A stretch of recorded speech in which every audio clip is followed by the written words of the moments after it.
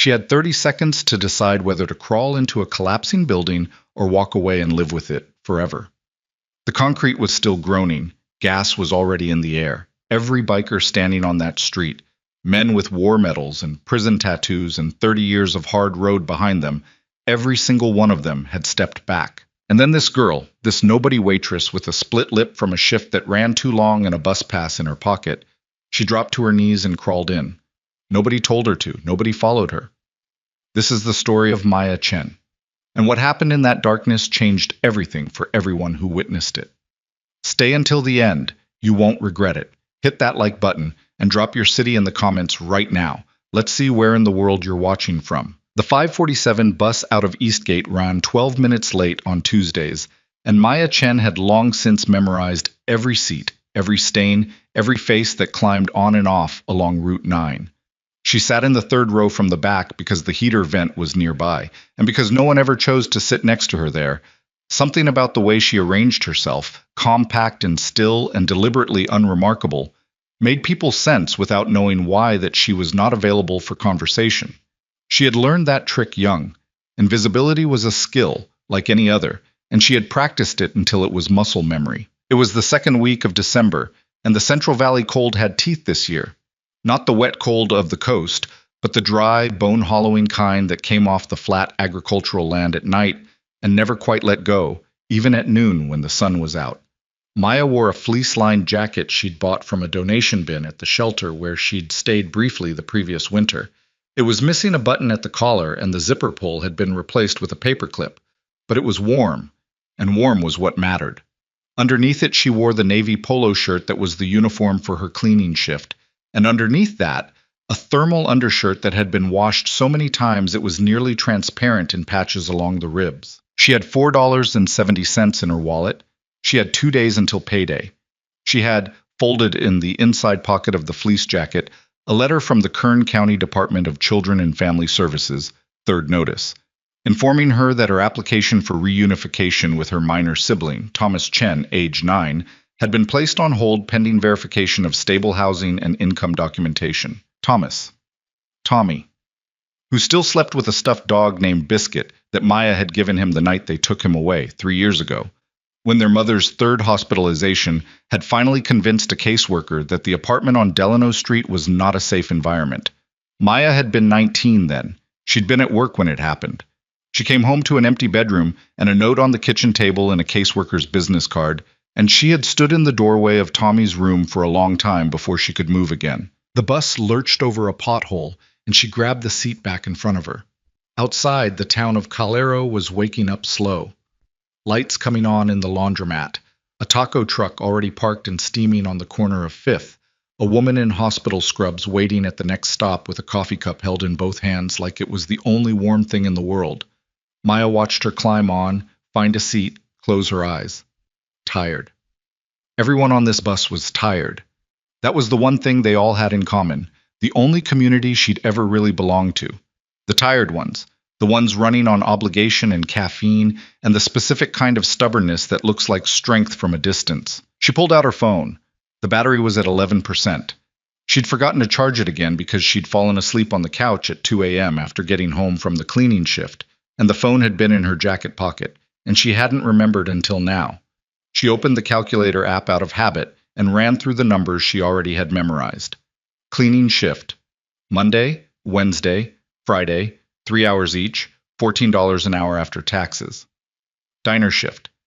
Tuesday, Thursday, Saturday, 6 to 2, plus tips, which averaged $17 on a good day and $8 on a bad one. Sunday was supposed to be her day off, but she'd been picking up extra hours at the diner whenever anyone called out, which was often. Monthly expenses. $410 for the room she rented in the house on Mercer Street from a woman named Dolores, who asked no questions and kept the heat at 62 degrees, and tolerated Maya's irregular hours as long as the cash showed up under the door on the first. Groceries, transportation, phone. And then the lawyer, Janet Morales, who handled dependency cases and had taken Maya's case at a reduced rate and was the single most important person in her life that she was also terrified of calling, because every call meant new paperwork, new requirements, new ways the county had decided she wasn't enough yet. The numbers always came out the same. Close. But not close enough. and the goalpost kept moving. She locked the phone and put it away and looked out the window. They were passing through the older part of Calero now, the part that had been something once, a main street with actual businesses, a civic center, a veterans hall that still had the original bronze plaque above its doors, even though the building itself had been condemned for 2 years and the plaque was mostly obscured by the scaffolding the city had put up and then apparently forgotten about. The scaffolding had been there since Maya arrived in Calero 14 months ago. The building behind it was 3 stories of Depression-era brick and concrete, windows boarded, the front steps cracked and heaved up by tree roots that had been given too many years to work undisturbed. She'd heard they were finally going to demolish it. Hadn't happened yet. The bus continued. She looked away. What she didn't see, because she was already looking elsewhere, what she would only understand later, reconstructing the morning from what other people told her, was that on the other side of the condemned building, on Harlow Street, approximately 400 motorcycles were in the process of staging for a charity run. She would learn later that it was an annual thing, organized by the Vanguard Legion MC out of Fresno, drawing riders from chapters across Central California for a veterans benefit that had been running for 11 years. She would learn the names of the organizers, the route, the charity, the number of participants. But at 5:58 on that Tuesday morning, she knew none of it. She was thinking about Tommy and the letter in her pocket, and whether she could ask Janet Morales for another extension without destroying what little goodwill she'd managed to build. She got off at the stop on Market and walked 3 blocks to Rosie's Diner. Rosie's had been there since 1987 and looked it. Red vinyl booths worn to a shine, black and white tile floor, with a crack running diagonally from the door to the counter that nobody had fixed in the entire history of the place, a coffee machine behind the counter that made a sound like a small animal in distress every time it ran a cycle. The owner, Donna Rosie herself, a woman of approximately 65 who had survived 2 husbands, 1 IRS audit, and a grease fire that had taken out the entire rear kitchen wall in 2019, ran the place with the efficiency of someone who had stopped finding anything particularly surprising a long time ago. Maya liked her. Donna was fair. She didn't probe. She kept the tips separated correctly, and she didn't ask personal questions. And when Maya had shown up for her interview 14 months ago, with a black eye from a situation she was not prepared to discuss, Donna had looked at it once, and then looked away, and asked her if she'd worked a griddle before. Yes, Maya had said. Good, Donna had said. You start Thursday. Maya had cried in this parking lot afterward, not from gratitude exactly, but from relief. The specific physical release of a tension that had been held so long it had become structural. She didn't let Donna see it. She was not a person who let people see things. She clocked in at 6:03, tied her apron, and started the first pot of coffee. By 6:30, the diner was already more full than usual. She'd noticed vehicles on the street, trucks with trailer hitches, cars with out-of-county plates, and through the front window she could see motorcycles parked in rows along the curb, extending down the block. Men in leather vests were occupying 4 of the 6 booths, helmets on the table or hanging from coat hooks.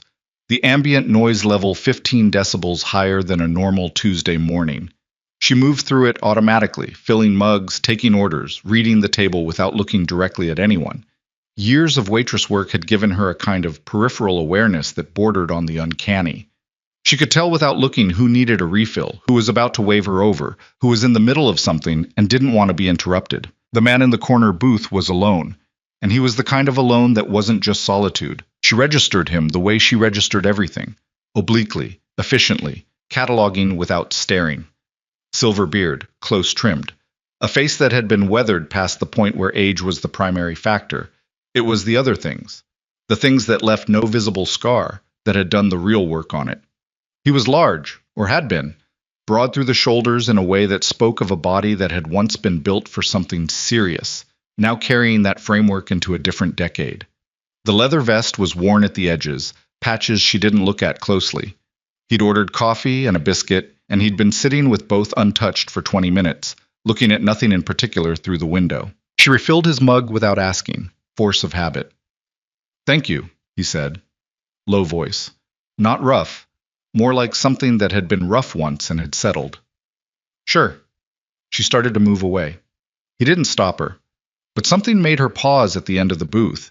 Some read she couldn't quite articulate, some quality in the stillness he was sitting in that flagged itself without being loud about it.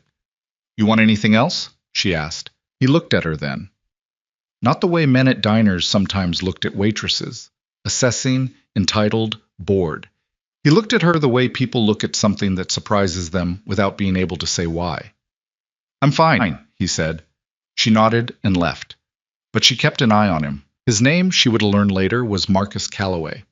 The patch on his vest said Steele, which was his road name, earned 30 years ago under circumstances no one felt the need to explain because no one who'd seen it needed an explanation. I was the chapter president of the Vanguard Legion MC, Fresno chapter, and he had organized this annual charity run for the past 7 years.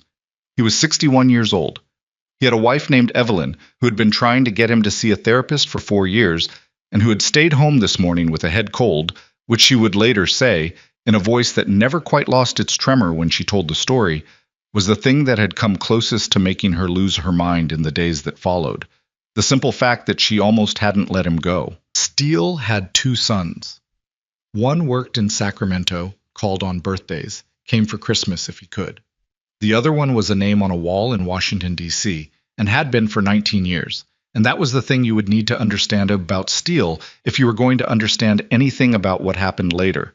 The way that loss lived in him, not like grief you could name and treat and manage, but like a structural element, load-bearing, something the whole architecture of him had built itself around because there was no other choice. I was sitting in that booth at 6:47 in the morning because he hadn't slept. He almost never slept before a run. Too much thinking, too many years of running through logistics, liability, the 1,000 things that could go wrong with 400 riders on open roads. But this year it was something else underneath that. A specific unease he couldn't locate, a low-frequency feeling in his chest that he'd learned, over decades, not to dismiss. Call it instinct, call it the accumulated wisdom of a body that had been in enough bad situations to develop a prior sense of them. Something felt wrong, and he couldn't tell if it was real or if it was just what turning 61 in December felt like. He drank his coffee and watched the street, and said nothing. The diner filled and buzzed, and Maya worked, and the morning moved toward 8 o'clock. She brought his second refill at 7:15 without being asked, the way she did for anyone she was watching. A small, impersonal kindness, the kind that required nothing from either party. He looked up, and this time he didn't just thank her and look away. "You been working here long?" he asked. It wasn't a line. She could tell the difference. There was no angle in it. It was just conversation from a man who had apparently decided, for whatever reason, to break the seal on his morning silence. "About a year," she said. He nodded. "Donna's still running this place, right?" "She is." "Good." He looked at his coffee. "Used to come through here on runs when I was younger. She was younger too. Different time." Maya waited a beat, the coffee pot hanging at her side. "You come down from Fresno?" "Yeah." He glanced at her. A quick, precise look that took in more than it showed. "Long run today. Benefit for the Harmon House." She knew the Harmon House, a veterans' transitional housing facility in Bakersfield, one of the few that actually did what it said it did. She'd read about it when she'd briefly considered applying for a housing voucher through a program they offered, before she'd realized she didn't qualify on a technicality involving her employment classification. "That's a good thing," she said. "Trying," he said. And then, after a pause that was only slightly longer than it needed to be, "You got family around here?" The question landed differently than it would have from someone else. Not intrusive. More like someone who'd learned to ask because they'd also learned that people who looked the way she looked right now, that particular brand of tired, were often carrying something they hadn't had the chance to set down. "Brother," she said, "he's in foster care. I'm working on getting him back." She didn't know why she said it. She said it approximately never. The words came out level, informational, stripped of everything she actually felt about it, which was the only safe way to handle them. Something shifted in his expression. Not pity. She was acutely sensitive to pity, and this wasn't it. It was recognition, the kind that comes from loss, not from sympathy. "How old?" 9. He nodded slowly, like he was confirming something to himself. "What's his name?" "Tommy." He picked up his coffee mug, held it. "My younger brother went into the system when I was 17, he said. "Different situation. But—" He didn't finish the sentence. He didn't need to. The weight of the but was its own complete thought. Maya stood at the end of the booth for a moment longer than was strictly warranted by the service transaction that had brought her there.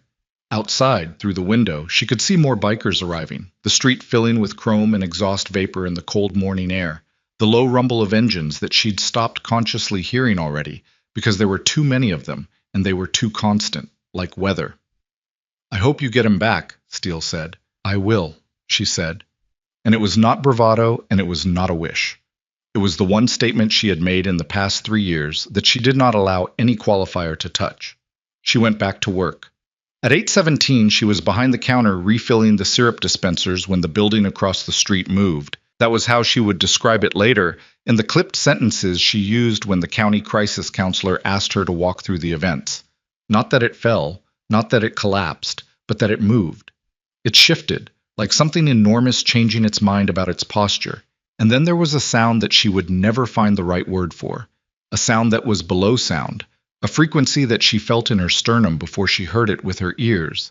And then the front window of Rosie's diner went white with dust, and the coffee mugs on the shelf behind her swung, and one of them fell and broke, and everything in the diner went very still for exactly 1 second before it didn't. Later, the structural engineers would determine that a combination of factors had finally finished what years of neglect had started.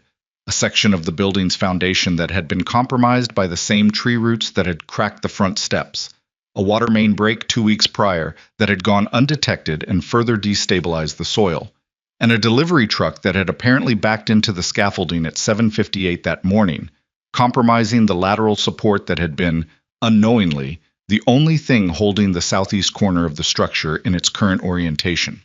The building hadn't been in danger of collapse the day before, and it had been in imminent danger of collapse for approximately 20 minutes before it went, and nobody had known it. What this meant in practical terms was that a 3-story brick structure had come down across Harlow Street at the moment when the tail end of the motorcycle convoy, the last 80 or 90 riders, including Steele, who always rode at the back, was directly adjacent to it.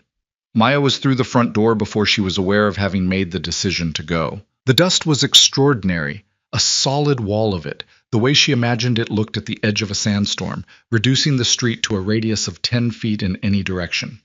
Through it she could hear voices, engines, sounds she couldn't categorize, the percussive settling of debris.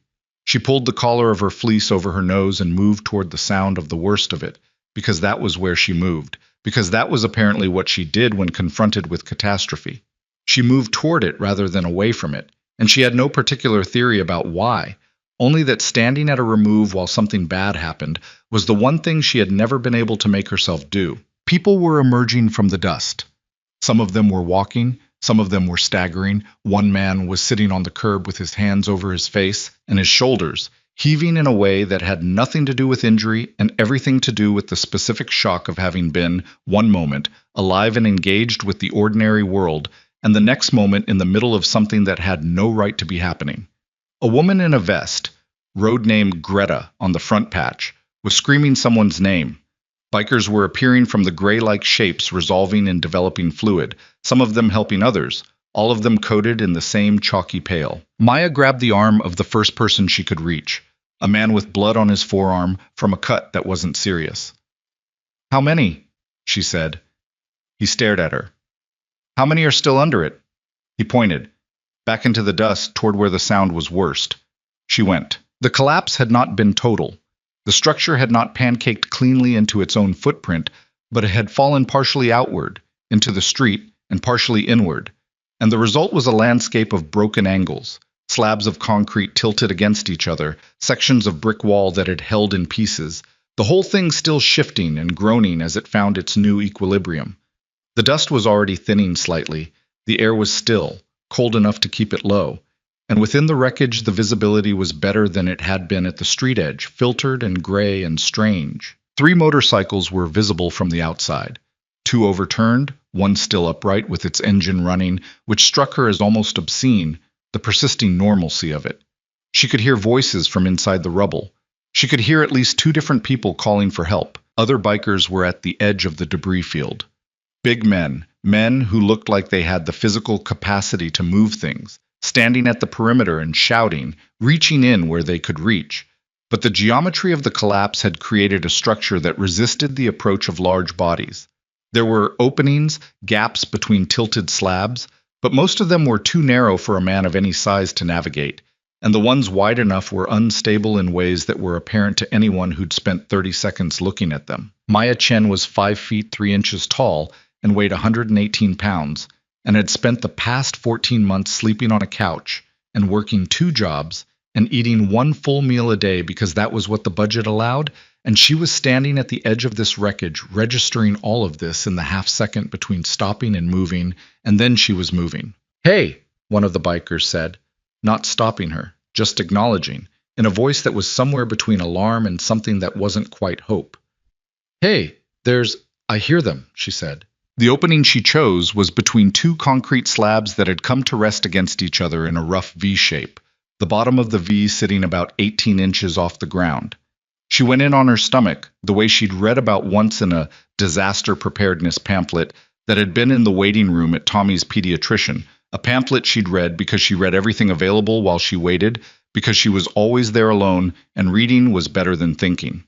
Head down, arms forward, using her elbows and the toes of her sneakers to inch herself in. The concrete above her was close enough that she could feel the cold of it through her fleece, and she made herself not think about what was holding it in that position and what would happen if that thing stopped holding. The air inside tasted like pulverized plaster and something chemical.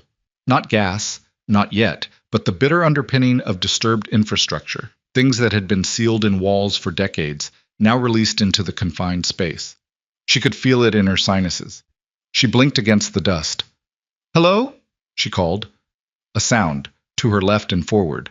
Not a word, but a response to her voice, directional, conscious. She moved toward it. The interior of the collapse was not total darkness. Light came through cracks and gaps in the debris, slant light that turned the dust gold and made the whole space look like something from another era, like a daguerreotype of a place rather than the place itself. She moved through 3 connected chambers of space created by debris, each one requiring a different configuration of her body, each one attended by the sound of the wreckage adjusting, the small percussive ticking of concrete and brick settling into new arrangements. She found him in the 3rd chamber. Steel was on his back, or near enough to his back that it amounted to the same thing, pinned at the left hip and leg by a section of concrete floor slab that had come down at an angle, resting its weight across him. The slab was not large, perhaps 6 feet by 3, perhaps 8 inches thick, but it was resting on the full length of his upper leg and across his hip, and it was not light, and he was not moving it. His face was a geography of dust and blood, a cut above his left eyebrow that had bled freely, now slowing, and the kind of pallor that was not the pallor of blood loss, but the pallor of the specific pain that comes from something large and heavy deciding to become intimate with your skeleton. But his eyes were open, his eyes were clear. He looked at her, and he didn't look at her like a man who'd been surprised. He looked at her like a man who had been waiting, and was now making a decision about whether to allow himself to believe in what he was seeing. "Maya," he said. Or she thought that was what he said. It was quiet, the consonants slightly blurred by effort, but it was her name. Her name from 20 minutes of conversation across a diner counter, and the fact that he'd remembered it and used it now, in this place, hit her somewhere she hadn't expected. "Yeah," she said. "I'm here." "You need to go back." "I'm not going back." He held her gaze. His jaw was set in the way of a man who had made a habit of determining the parameters of situations, and the set of it was not quite breaking, but it was being tested. "The leg might be—" "I'm not going back," she said again. "So tell me what I'm working with." He closed his eyes for a moment. When he opened them, something had changed in his face. Not capitulation exactly, but the thing that comes before it. The moment when a person accustomed to doing everything alone encounters the possibility that this particular moment might require something different. "Slabs across my left femur," he said. "Think the hip's okay. I can't tell about the leg." His voice was controlled in the precise way that control requires effort. "You smell gas?" She did. She had been registering it for 30 seconds, a high thin note beneath the plaster smell, faint but present and growing. "Yes," she said. "Then you understand that—" "I understand," she said. "So let's not waste time." She moved around him in the constrained space, cataloging what she had. The slab was resting at its forward edge on the ground, angled up at approximately 15 degrees, its weight distributed across Steele's leg at the highest point of the angle, which meant the weight wasn't uniformly applied. There was a mechanical disadvantage built into its position, a lever point, if she could find something to use as a fulcrum. She looked around. The chamber was not empty. Debris had preceded and surrounded and followed the slab, and in the debris was a section of structural steel, probably a piece of the original building's rebar framework, about 3 feet long and solid. She got her hands on it, tested its weight. Heavy. Good. "This is going to hurt," she said. "I know," he said. "On 3. She got the steel bar under the lip of the slab at the point of highest leverage, found a chunk of concrete dense enough to serve as fulcrum, and applied herself to the other end of it with everything she had. She was not strong in the way people meant when they used the word about bodies. She had no particular physical power, no training, no size. What she had was leverage and the absence of hesitation and the specific clarity that comes to certain people in the worst moments, a clarity that is not calm but is precise, that narrows everything down to the next action and then the action after that, and does not allow for the intermediate territory of fear. The slab moved, not far. 3 inches, 4. But 3 inches was enough. Steele had already understood what was needed and was already moving, dragging himself backward with his arms. His teeth pressed together in a way that sealed whatever sound wanted to come out of him. She held the bar. The slab groaned. The concrete beneath them shuddered once, a long, slow tremor, and somewhere above them something shifted and a cascade of smaller debris came down through a gap to their left and landed in the dust like rain. Steele was clear. "Can you walk?" she asked, releasing the bar, already moving toward him. He assessed. She watched him do it. The careful, practiced self-inventory of a man who had learned in other circumstances to determine quickly and without sentimentality what his body was currently capable of. He got his right leg under him, tested the left. His face didn't change, but his breathing did. "Crawl," he said. "I can crawl." The gas smell was stronger now. She could feel it in the back of her throat, metallic and wrong. And she registered this the way she'd been registering everything, as information, actionable, not as an occasion for panic. Panic was a luxury that required a certain amount of available space in the mind, and her mind was currently fully occupied. "There's a way back," she said, already moving. "I came in from the south side. Follow my voice." "Lead," he said. She went first, back through the chamber geometry she'd memorized on the way in, calling back directions. "Left, down, watch your head. The slab here is unstable, so stay right." And he followed, the sound of him behind her slower than she would have liked, but continuous, which was what mattered. The gas smell rose and fell as they moved, following its own logic through the debris field, and she understood without having to articulate it that somewhere in this structure a line had broken, and that the ignition of the surrounding city, power lines, engine heat, the 1,000 casual sparks of a working street, was not a hypothetical. The light from the entrance gap was visible ahead. She could hear voices from outside, bikers calling in, the sound of sirens in the distance, the flat authoritative sound of someone with a bullhorn establishing a perimeter. She reached the gap and turned. Steele was 6 feet behind her, moving on his elbows and one knee, the other leg dragging. His face in the dim, angled light was the face of a man who had decided that whatever this cost him, he was going to pay it without comment. She reached back and got her hands under his arms.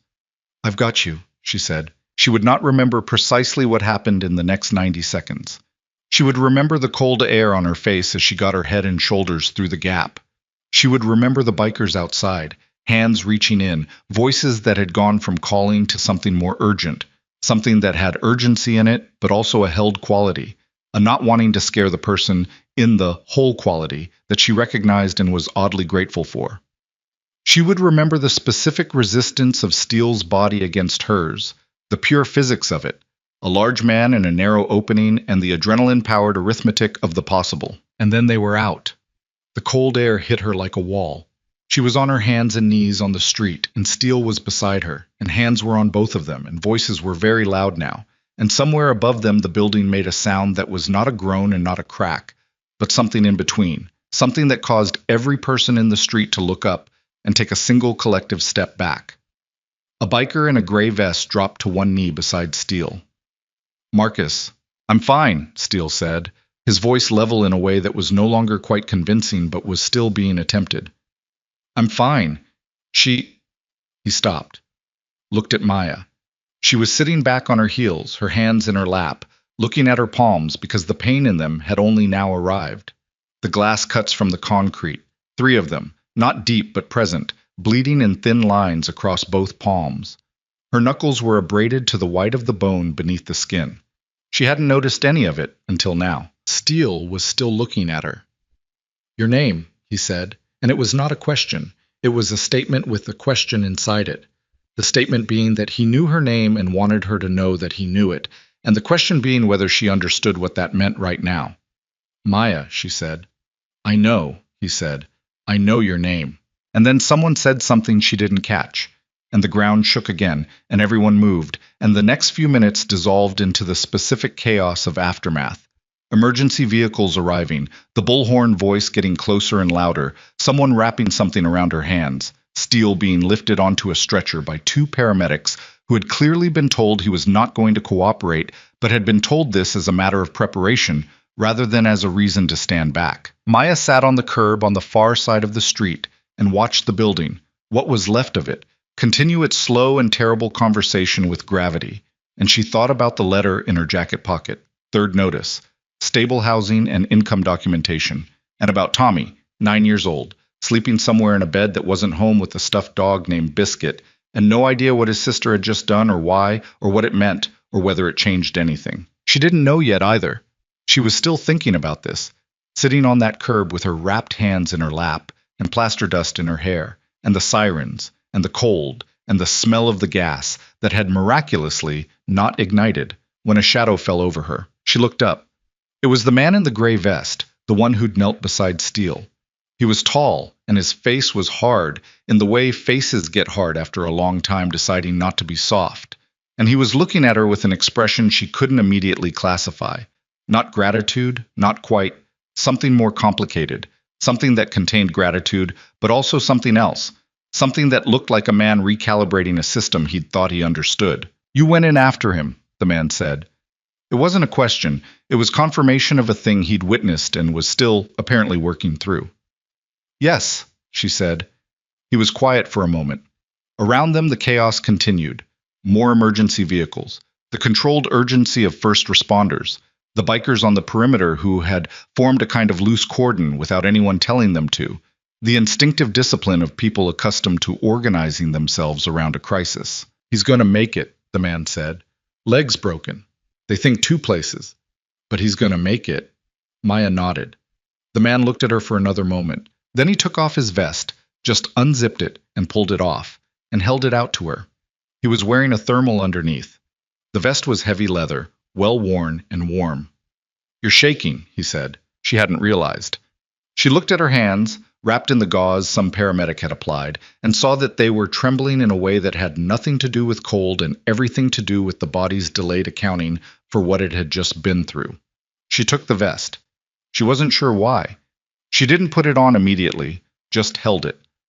"Thank you," she said. The man nodded. He started to turn away, then stopped. "What's your situation?" he said. The question was direct without being aggressive. The kind of question a person asks when they've decided they want an honest answer and are prepared to hear one. Maya looked at him. "What do you mean?" she said. "I mean, are you okay? I mean, do you have somewhere to be? I mean," he stopped, rephrased. "Steele's going to want to talk to you. When he wakes up and they've got him situated, he's going to want to talk to you. I'm Dex. I'm his VP. I need to know where to find you." The way he said it was not a threat. But it was not casual either. There was a weight behind it that she couldn't quite locate. She told him the address on Mercer Street. She told him her name again, which he probably already knew, but she said it anyway. She pulled out her phone, 8% now, and they exchanged numbers. Dex looked at her for another moment, that same recalibrating expression, and then he walked away without another word. Maya sat on the curb for a while longer. The cold had settled back in around her after the heat of the last hour's adrenaline. The leather vest was still in her hands. She looked at it, at the patches she hadn't looked at before. The chapter rocker, the name Vanguard Legion, the small pins and insignia of a life lived in a very specific way. A life she knew essentially nothing about except what she could see in the men and women on this street, their discipline, the way they'd organized without organizing, the way the biggest and hardest of them had gone quiet, in a way that was not passivity, but something more like held breath, the kind that comes before a decision. She didn't know it yet, couldn't know it, sitting there on that curb with her bandaged hands and her letter from the county and her 8% battery and her whole life still shaped by the question of whether she would ever have enough, whether she would ever be enough.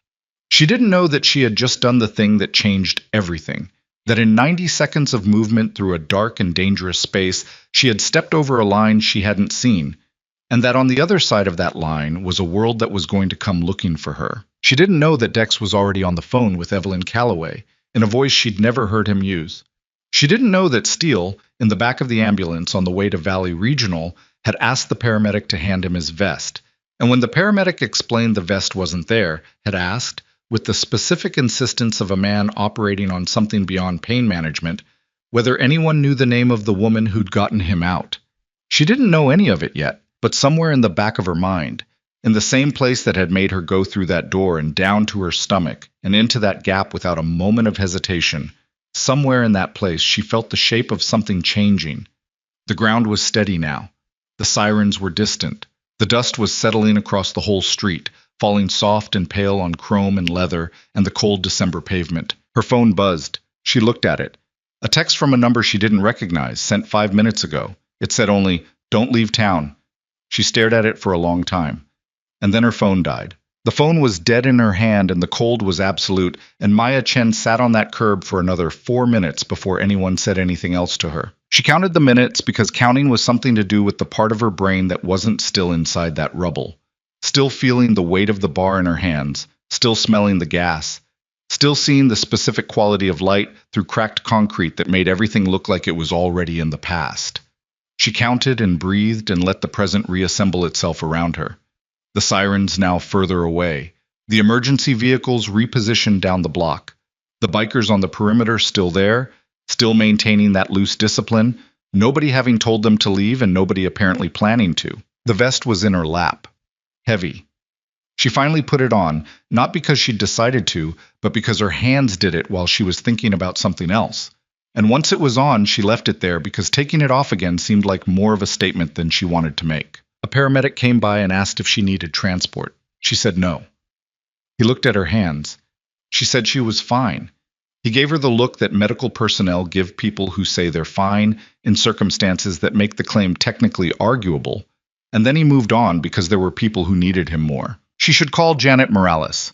She should document this day for the custody file, the kind of extraordinary circumstances that might constitute, in the language of family court, a demonstration of character and stability.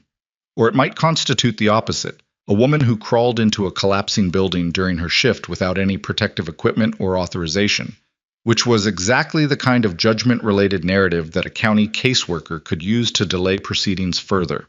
She turned this over in her mind and arrived at no clear conclusion, which was how most of her thinking about the custody case ended.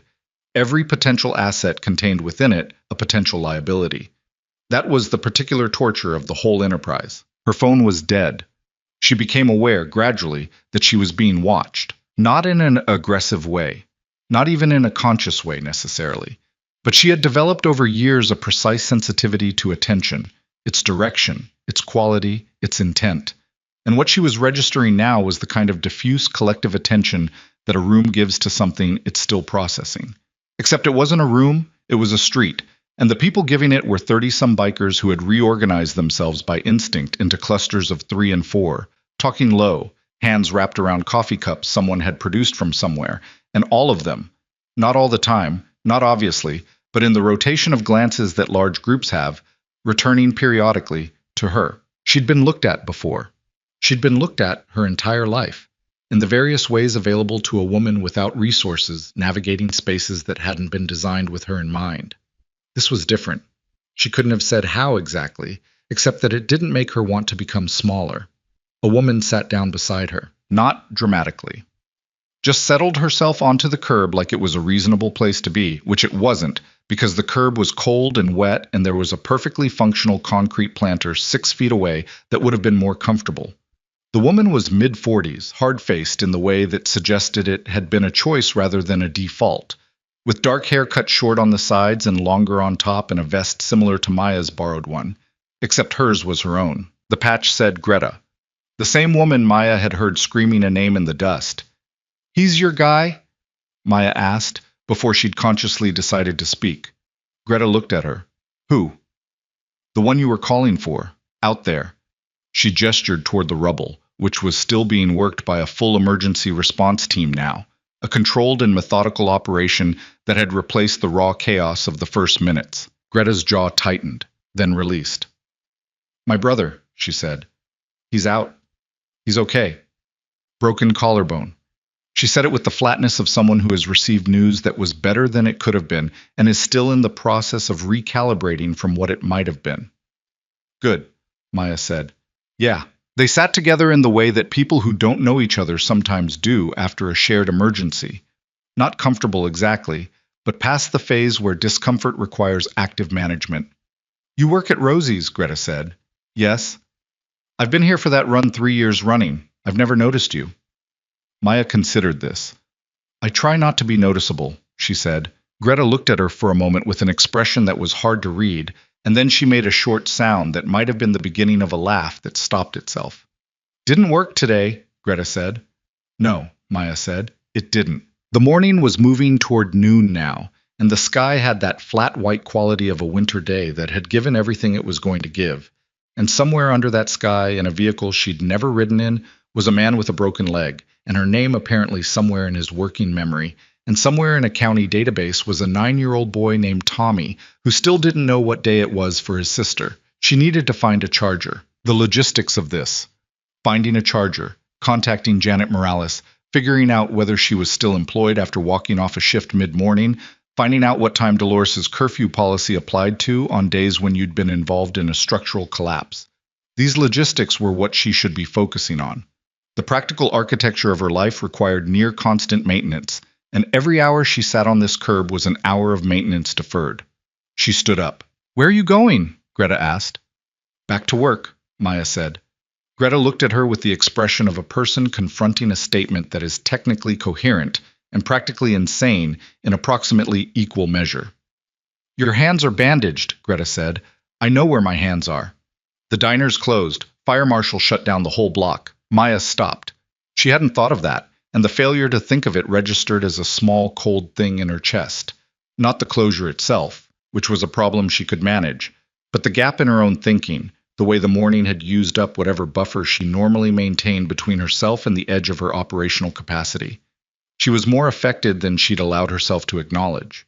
Her body was reporting this in several ways, none of which she was prepared to discuss with anyone. She sat back down. Dex said he'd come back, Greta said. I know. He will. When he says something, he does it. Okay. Greta pulled a phone from her vest pocket. You need to call someone? Maya looked at it for a moment. The offer was simple and practical, and cost Greta nothing, and yet accepting it required a small reorientation of how Maya had been operating all morning. The default position of self-sufficiency that she maintained not from pride, but from the accumulated wisdom of learning that, depending on people's generosity, was a debt that tended to come due at inconvenient moments. But she took the phone. She called Janet Morales, got voicemail, left a message that was the verbal equivalent of burying the lead. She'd been involved in the building collapse on Harlow Street. She was fine. She might need to discuss implications for the case file. Could Janet call her back on this number? She kept her voice level the entire way through it, and handed the phone back when she was done, and was aware that Greta had not pretended not to listen, had in fact listened with the direct and unashamed attention of someone who didn't see much point in performing ignorance. Custody case? Greta said. Is it a problem if I don't want to talk about it? No, Greta said, but it's also not a problem if you do. Maya said nothing. Greta said nothing. The wreckage crew worked and the bikers held their perimeter and the sky pressed down flat and cold. And somewhere a radio was playing something country that no one was listening to. I have a brother, Maya said finally. He's 9. He's been in foster care for 3 years. I'm trying to get him back. Custody battle? Reunification case. The county says I don't have stable enough housing and income. They keep adding requirements. She stopped. She hadn't meant to say that much, but the morning had worn through several of the usual filters, and the words had come out anyway. I'm close. I'm close. And then they moved the line. That's been the pattern. Greta was quiet for a moment. What's his name? Tommy. Something moved through Greta's expression. Quick, internal, the kind of thing that gets controlled before it can become legible. Good name, she said. They sat. Dex came back at 12:40, moving with the unhurried deliberateness that Maya was beginning to recognize as characteristic. A man who moved at the speed he'd decided to move at, regardless of surrounding urgency, which in its own way communicated a kind of authority that speed and agitation never could. He had 2 coffees from somewhere, and he handed one to Maya without asking and stood in front of them with the other one. Steele's at Valley Regional, he said. Evelyn's there. Femur's fractured in 2 places. They're going to pin it. He'll be down for 6 weeks minimum. He said this with the efficient flatness of a man delivering operational information. And beneath it, if you were listening for it, something that was not quite emotion, but was in the same building as emotion. He's going to make it, Greta said, which was not a question. He's going to make it, Dex confirmed. He wanted me to... He stopped, rephrased. He asked about you, he said to Maya. Maya held her coffee. He's broken and drugged, and he just survived a building collapse, she said. He doesn't owe me anything. Dex looked at her with that recalibrating expression again. That's not how he sees it. He doesn't need to... Maya. The directness of it stopped her. Not rude, just specific. Her name used as a full stop. He asked about you. That means something in our world. I'm not asking you to understand it right now. I'm telling you it's a fact. She looked at him. He looked back, steady, without agenda she could detect, which was itself unusual enough to warrant attention. Okay, she said. Evelyn wants to meet you, when things settle. She doesn't know me. She knows what you did. Maya had nothing to say to that, so she said nothing. You working tonight? Dex asked. The block is closed. Right. He glanced at Greta. After. To Maya. We're meeting at a place on Route 9 tonight, couple hours. I'd like you to come. Why? Because Steele asked. He's in surgery. He asked before surgery. Maya considered this. The practical portion of her mind, the portion that ran the continuous cost-benefit analysis her life required, raised several legitimate objections. She didn't know these people. She had no particular standing in their world. She had a caseworker who might or might not call back, a landlady who'd want rent in 3 weeks, a job that might or might not still exist after today's events, and a 9-year-old brother who needed her to make good decisions. The other portion of her mind, the portion she kept on a tighter leash because it tended to produce decisions with higher emotional payoff and higher risk, said something else entirely. What time? She said. Dex told her. Then he pulled a phone charger from his jacket pocket, a small portable one, and set it on the curb beside her without comment, like it was a perfectly ordinary thing to anticipate that a stranger would need. Maya looked at it. Greta said your phone died, he said. She wanted to ask how Greta had communicated that in the 12 minutes between when she'd mentioned it and when Dex arrived, but the answer was obvious. These people communicated in the constant, low-frequency, barely visible way of people who had been operating together for a long time, and she had just not been watching carefully enough. Thank you, she said. He nodded and walked away. Greta finished her coffee and stood and brushed off her jeans. I'll pick you up at 7, she said. You don't have to... I know I don't have to, Greta said, with the even patience of a woman who had spent a long time in the company of people who felt they needed to establish their own self-sufficiency before accepting anything. 7 o'clock. What's the address? Maya gave her the address on Mercer Street. Greta left. Maya sat with the charger and the cooling coffee and the borrowed vest and the wreckage and the long pale afternoon in front of her. She thought about Tommy and the letter and Janet Morales. She thought about the specific quality of Steele's voice in the dark, the control in it, the effort, and underneath both of those things, something she hadn't let herself name while she was in there because naming it would have been its own kind of danger. Now sitting in the cold December air, she let herself name it. He'd been afraid. Not of dying. She'd been close enough and still enough to know the difference between the fear of death and the other kind. He'd been afraid of something else, something that had been in him before the building came down. Something that the building coming down had clarified rather than created. She didn't know what it was, but she was fairly certain she would find out. The afternoon passed in the bureaucratic, anticlimactic way of afternoons following catastrophes, statements for the fire marshal's office. A brief conversation with a crisis counselor she was honest with, in the way people are honest when they're too tired to maintain the alternative. A call from Donna Rosie herself, who had heard through channels and whose opening line was, "You stupid brave girl," delivered in a voice that was trying very hard to be angry and failing completely. "The block is closed," Maya said. "I know the block is closed. What I want to know is if you're okay." "I'm okay." "Your hands?" "They're fine." Donna was quiet for a moment. "You're on full pay this week," she said. "Don't argue." "Donna, don't argue." The line clicked. Maya stared at the phone. The charger had gotten it to 32%. She stared at Donna's name on the screen for a long moment, then put the phone in her pocket, stood up from the curb where she had been sitting for 6 hours, and walked the 9 blocks to Mercer Street. The room at Dolores's house was small.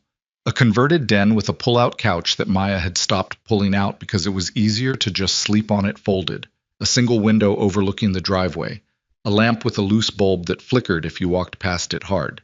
She'd made the room function over 14 months through the particular ingenuity of someone who had learned to make every space work harder than it was designed to work.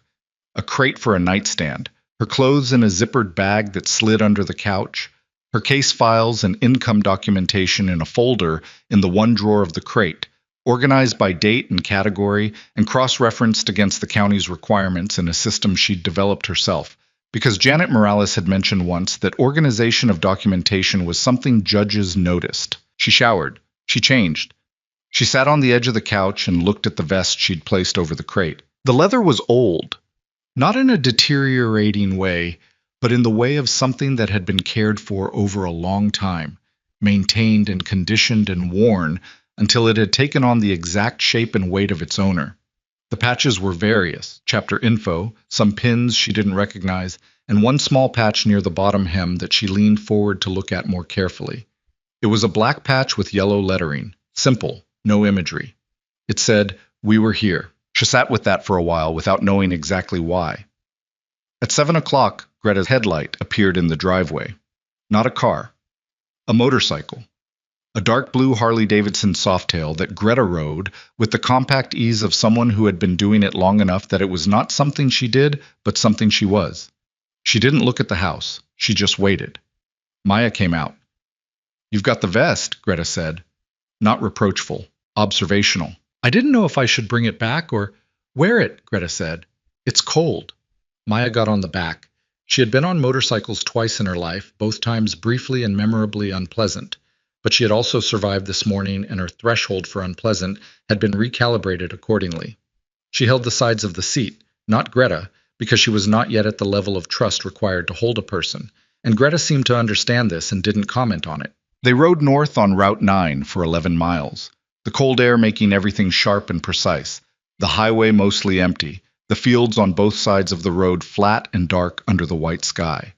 Maya watched the road and thought about nothing with any particular success. The place was called the Iron Meridian. Not a bar exactly, more a meeting hall that had evolved over time into something that occupied the space between community center and private club. A converted auto repair shop, the original bay doors still visible in the metal facade. The inside lit with overhead fluorescence that had been supplemented by strings of amber lights that softened the whole space into something that was almost warm. 25 people already there when they arrived. Bikers, mostly. Some women. A couple of people who seemed to be there in some supporting role Maya couldn't immediately categorize. The ambient noise level was controlled. No music. Everyone talking at a volume that suggested a meeting rather than a gathering. Dex was there. He nodded at her across the room. There was a man Maya didn't recognize near the back wall. Early 50s, compact where steel had been large. A face with recent event written on it, the tight muscles around the eyes and jaw of someone managing something significant. His vest had sergeant-at-arms patches, and he was standing with his arms crossed in the way of a man who was angry and had decided that standing with his arms crossed was the appropriate way to express it. His name, she would learn, was Harlan. Greta steered her toward a table near the door where coffee was available in an institutional percolator and sat her down and went to get 2 cups without asking. Maya sat and looked at the room and did what she always did in new spaces. Built the map of it, the relationships between people, the way attention moved, the information available in body language and positioning, and the small constant signals that a room gives off if you know how to read it. What she read was this. There was a fracture. It was not new. It had the quality of something that had been there for a while and was being held in containment, and today had put pressure on the containment that it was not certain to survive. The fracture ran between the people near Dex, Greta, two men Maya didn't know, an older woman sitting alone with her coffee, and the people near Harlan, who were fewer in number but whose body language was louder. She didn't know what it was about, but it was about something. Greta came back with the coffee. Maya wrapped her bandaged hands around the cup. "What's happening?" Maya said. Greta looked at the room. She had the expression of someone deciding how much truth to deploy. "There's been a question," Greta said, "about whether the run should have happened today." "What kind of question?" "The building was condemned. The city had a demolition order. The route goes past it every year, has for 11 years. Nobody checked whether the order was still active." Maya turned this over. "Is that? It's on the city, not on us. Structurally, legally, completely on the city." Greta's voice was precise in the way of someone quoting language that had already been discussed with a lawyer. "But there are people here who feel that Steele should have checked, that as president, the route safety is his responsibility." She paused. "Harlan feels that." Harlan being sergeant at arms. He and Steele have a history. This isn't new. Greta's jaw tightened slightly. Steele's been hospitalized. Harlan is addressing the situation. The way she said addressing the situation had the quality of a phrase used in place of several other phrases that had been decided against. "He's making a move," Maya said.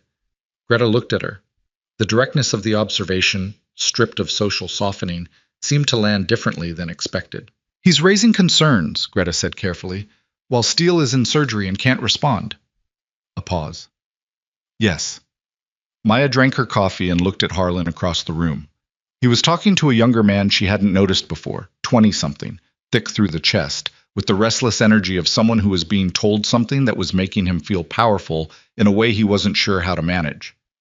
The young man kept glancing over at Dex. Dex wasn't looking back. Something about the dynamic was familiar to her, not from the biker world, which she knew almost nothing about, but from every workplace, every institution, every system she'd navigated where power was being contested under the cover of procedure.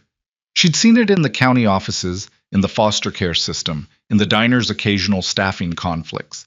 Power never announced itself as power. It always arrived dressed as a reasonable concern. "What do they want?" Maya asked. Greta's eyes moved to Dex, then back. "A vote on the route committee. Harlan wants final say on all route approvals going forward. Steele always had that." She paused.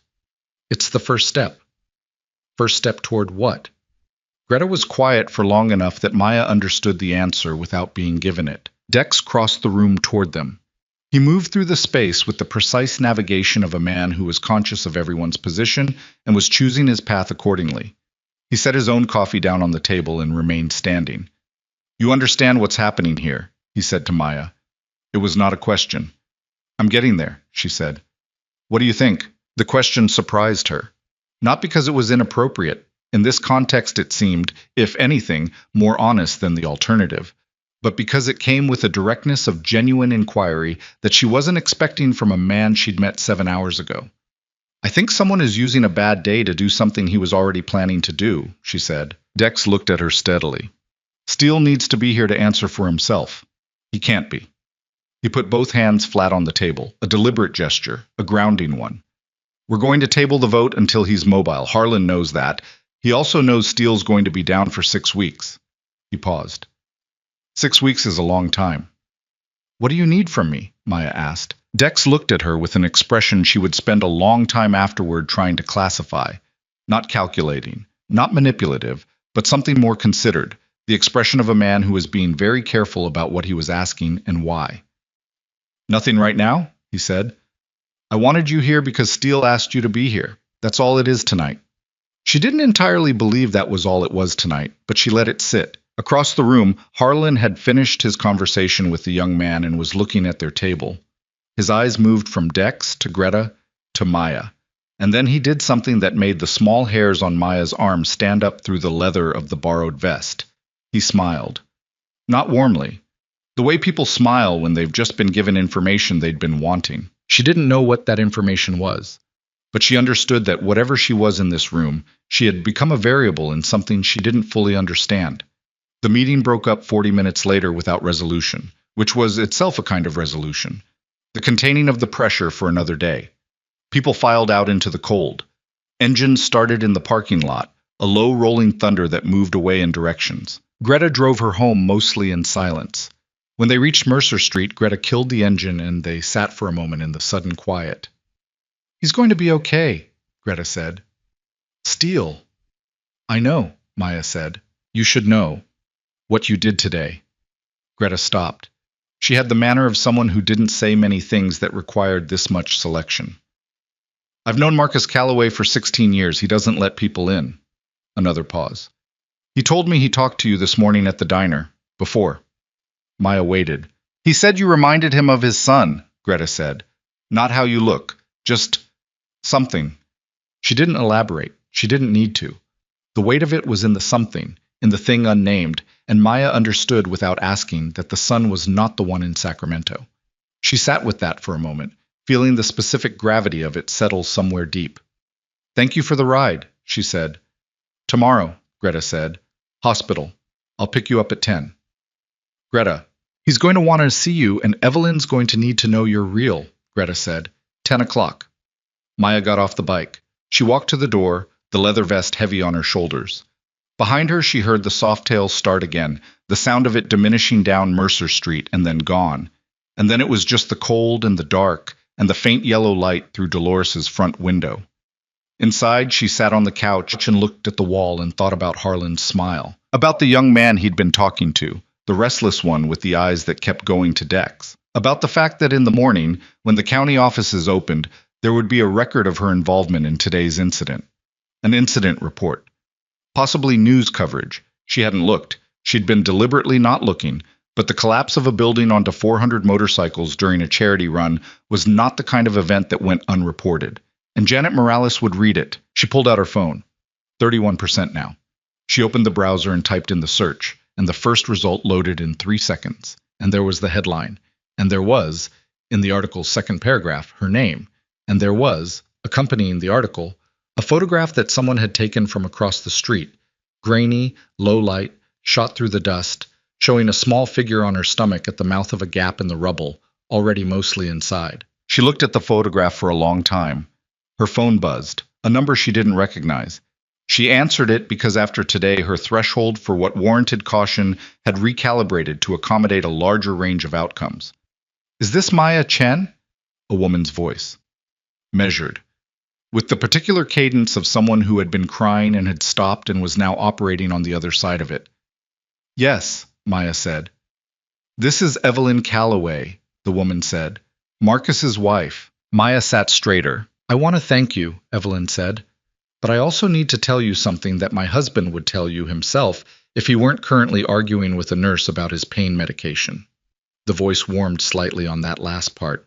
The warmth of a woman who had been watching a particular man argue with particular people for a long time and had stopped finding it anything other than deeply characteristic. Then it became something else. "There's a man who was at that meeting tonight. His name is Harlan Cole." "I know who he is," Maya said. A pause. "Then you should also know that he's been making calls this afternoon to county offices." Evelyn's voice was very controlled now, very careful. "I don't know exactly what he said, but I know that he was asking about a custody case."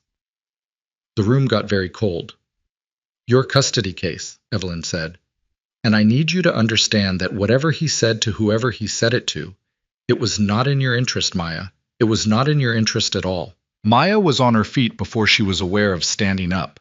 The phone pressed hard against her ear, every instrument she had for reading danger suddenly active and loud, and pointing in the same direction. "What did he say?" she asked. "I don't know exactly," Evelyn said, "but Marcus needs you to know. He was awake for 20 minutes after surgery, and the first thing he said, the very first thing, was that I needed to call you, warn you. Because Harlan Cole doesn't do anything without a reason, and his reason is never the one he shows you." The line went quiet for exactly 2 seconds, and in those 2 seconds Maya Chen stood in the middle of her small room on Mercer Street and felt the floor of everything she'd built shift beneath her, the way the ground had shifted that morning. That same low-frequency warning that arrives before the thing itself arrives, and this time she had nowhere to crawl toward. What does he want? Maya said. Her voice came out level. She didn't know how. He wants Marcus gone. It's gone, Evelyn said. He's been building toward it for 2 years, and you... She stopped, chose the next words carefully. You walked in today and did something that made Marcus, made the whole chapter, look at you a certain way. Harlan is smart enough to understand that, and smart enough to try to use it. Use me how? By making you a liability instead of an asset. If your custody case gets flagged, if someone raises questions about your judgment, your associations, the kind of people you're spending time with, Evelyn didn't finish it. She didn't need to. The architecture of it was already fully visible to Maya, who had spent 3 years learning exactly how family court thought about exactly these kinds of associations. She sat down on the couch, not because she decided to, because her legs made the decision for her. He called the county, Maya said. It wasn't a question. I believe so. I don't have confirmation of what he said. It doesn't matter what he said. Maya pressed the heel of her bandaged hand against her knee, feeling the dull throb of the cuts beneath the gauze. It matters that he called. That's enough. A flag from an outside party triggers a review. Any review delays proceedings. She stopped. Tommy's placement review is in 6 weeks. The silence on the line was the silence of a woman who understood exactly what 6 weeks meant. I'm sorry, Evelyn said. And it was real. Not the performative apology of someone managing a situation, but the blunt, inadequate expression of a person who had looked at an injustice and found that sorry was all the language available. Does Steele know? Maya asked. He knows enough. He's very angry. The warmth returned briefly to Evelyn's voice, shaped this time by something harder. He asked me to tell you not to make any moves tonight. He said, his exact words were, tell her to stay still and let us work. Maya thought about this. About what staying still meant for a person whose entire survival strategy had been built on moving, on finding the next job, the next dollar, the next document, the next way through the obstacle that had no visible through. Staying still was not a skill she had developed. Staying still was what happened to people who had been defeated. Tell him I heard him, she said finally. She ended the call. She sat in the dark for approximately 4 minutes. Then she put on her shoes and the borrowed vest and walked out into the December night. She wasn't going anywhere specific, she knew that. But the room had become the kind of small that rooms become when the thing you're afraid of is fully inside them, and the cold outside was at least honest about what it was. She walked 3 blocks before the headlight appeared behind her. Not fast, not aggressive, just present, keeping pace. She turned. The motorcycle slowed and stopped, and the rider killed the engine and got off. And it was the young man from the Iron Meridian, the restless one, the one Harlan had been talking to. He looked different away from the group, smaller. Not physically, he was still broad through the chest, still carrying himself with the performed solidity of someone working to inhabit a role, but the restlessness she'd clocked from across the room was louder out here, more visible, without the architecture of other bodies to contain it. You're Maya, he said. And you're the one Harlan was talking to, she said. Something crossed his face. Disruption. The expression of a person who expected deflection and received confirmation instead. My name's Cal, he said. What do you want, Cal? He looked down the street, then back at her. He was chewing the inside of his cheek in a way he probably wasn't aware of. Harlan wants me to tell you something, he said. Then Harlan should tell me himself. I want you to know that what happened today, what you did, it's not going to go the way you think. Cal's voice had been rehearsed and was now coming off its rehearsal, losing shape at the edges. He says the county's going to get a full report about your associations, about the kind of people you're involved with now. Maya held very still. I'm not involved with anyone. I pulled a man out of a building. That's not how he's going to tell it. How's he going to tell it? Cal's jaw tightened. He's going to say you targeted Steele, that you engineered the relationship for access, for money. He said it fast, like speed would reduce the weight of it. He's got a caseworker contact at the county, someone who owes him. The cold had reached the kind of intensity that stops being felt as temperature and starts being felt as pressure. Maya stood in it and looked at Cal and understood completely and precisely what was happening and what it meant. What it meant for Tommy, for the placement review in 6 weeks, for Janet Morales, who would receive a call from a county contact she trusted, A call framing Maya Chen as someone who had manufactured a disaster scene for financial access to a vulnerable elderly man. It would not be believed immediately, but it didn't need to be believed. It only needed to raise a flag, and a flag was enough. "Why are you telling me this?" she said. Instead of just letting it happen, Cal looked at the ground. His boot moved against the asphalt, a small, unconscious, restless movement. "Because I've got a kid sister," he said. "In the system." He said it like he was confessing something, like the words had mass and placement hurt. "Different county, but," he lifted his eyes, "I know what a review does to a timeline. I know what it costs." They stood in the cold street and looked at each other, two people who had come to the same territory from opposite directions and arrived at the same specific knowledge about how the machinery of the system grinds. "What does Harlan want?" Maya asked. "Ultimately, what is he actually asking for?" Cal breathed out slowly. "He wants you gone, away from the chapter. He thinks if Steele gets attached, if the Brotherhood gets attached to you, it complicates his play for the vote. He needs Steele isolated." He paused. "He told me, make her understand the cost of staying close." Maya looked at him for a long moment. Then she said, "Where does Harlan keep his own records? His calls? His contacts at the county?" Cal blinked. "What?" "He made a call today. From a phone. To someone. That call exists somewhere." She kept her voice completely even, completely practical, the way she kept her voice when she was doing the monthly budget arithmetic, when the numbers were bad but the situation was manageable if you were precise. "I'm asking you where." Cal stared at her. The restlessness in him had gone completely still, replaced by something that was trying to decide whether what it was looking at was courage or insanity or something that didn't have a clean category. "His office," Cal said slowly. "At his garage, off Miller Road. He runs the chapter's administrative stuff out of there." He stopped.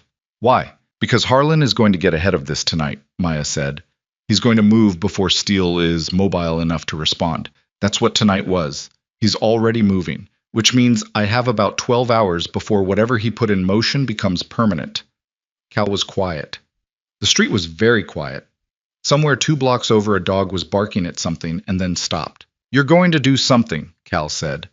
It was not an accusation.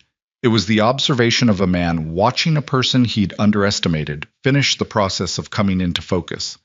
"Tell Harlan I got the message," Maya said. "Tell him I'm thinking about it." She turned and walked back toward Mercer Street. Behind her, she heard Cal stand motionless for a moment. She could feel the stillness of it, the way you feel a held breath. And then the sound of the motorcycle starting, and then the sound of it moving, and then nothing. In the room, she sat down at the crate and opened the folder of documentation. 3 years of it, organized by date and category. Every pay stub and lease agreement and character reference and court filing. And she looked at it for a long time. Then she picked up her phone and called Dex. He answered on the second ring, which meant he hadn't been sleeping. "Harlan made a call to the county today," she said. "He has a contact there.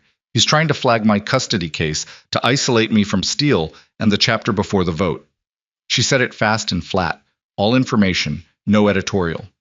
"I need to know if you have any leverage with county administration. Anything." Silence. "How do you know this?" Dex said. "Cal told me. Harlan sent him to warn me off." Another silence. Longer. She could hear him breathing, could hear in the quality of the silence the internal reorganization happening on the other end of the line. "Cal told you," Dex said very carefully. "Yes." "Why would Cal—" He stopped, and then quieter. "His sister." "Yes." The silence this time had a different texture. Something was moving through it. Not surprise exactly, but the specific recalibration of a man who had just received information that confirmed something he'd been watching for him without being able to name. "Dex," Maya said, "whatever you're going to do, it needs to happen tonight, because tomorrow morning those county offices open, and once that flag is in the system—" "I know how it works," he said. His voice had changed. The even, measured quality was still there, but under it now was something with more heat, something that had been banked for a while and was being given air. "Maya, I need you to stay in that room. Don't go anywhere. Don't make any other calls." "What are you going to do?" "Something I should have done 2 years ago," he said. The line went dead. Maya sat with the phone in her bandaged hands. The lamp flickered as a truck went by on the street outside. The folder of documents was open on the crate, 3 years of her life organized into categories. And at the bottom of the folder, beneath everything else, was a photograph.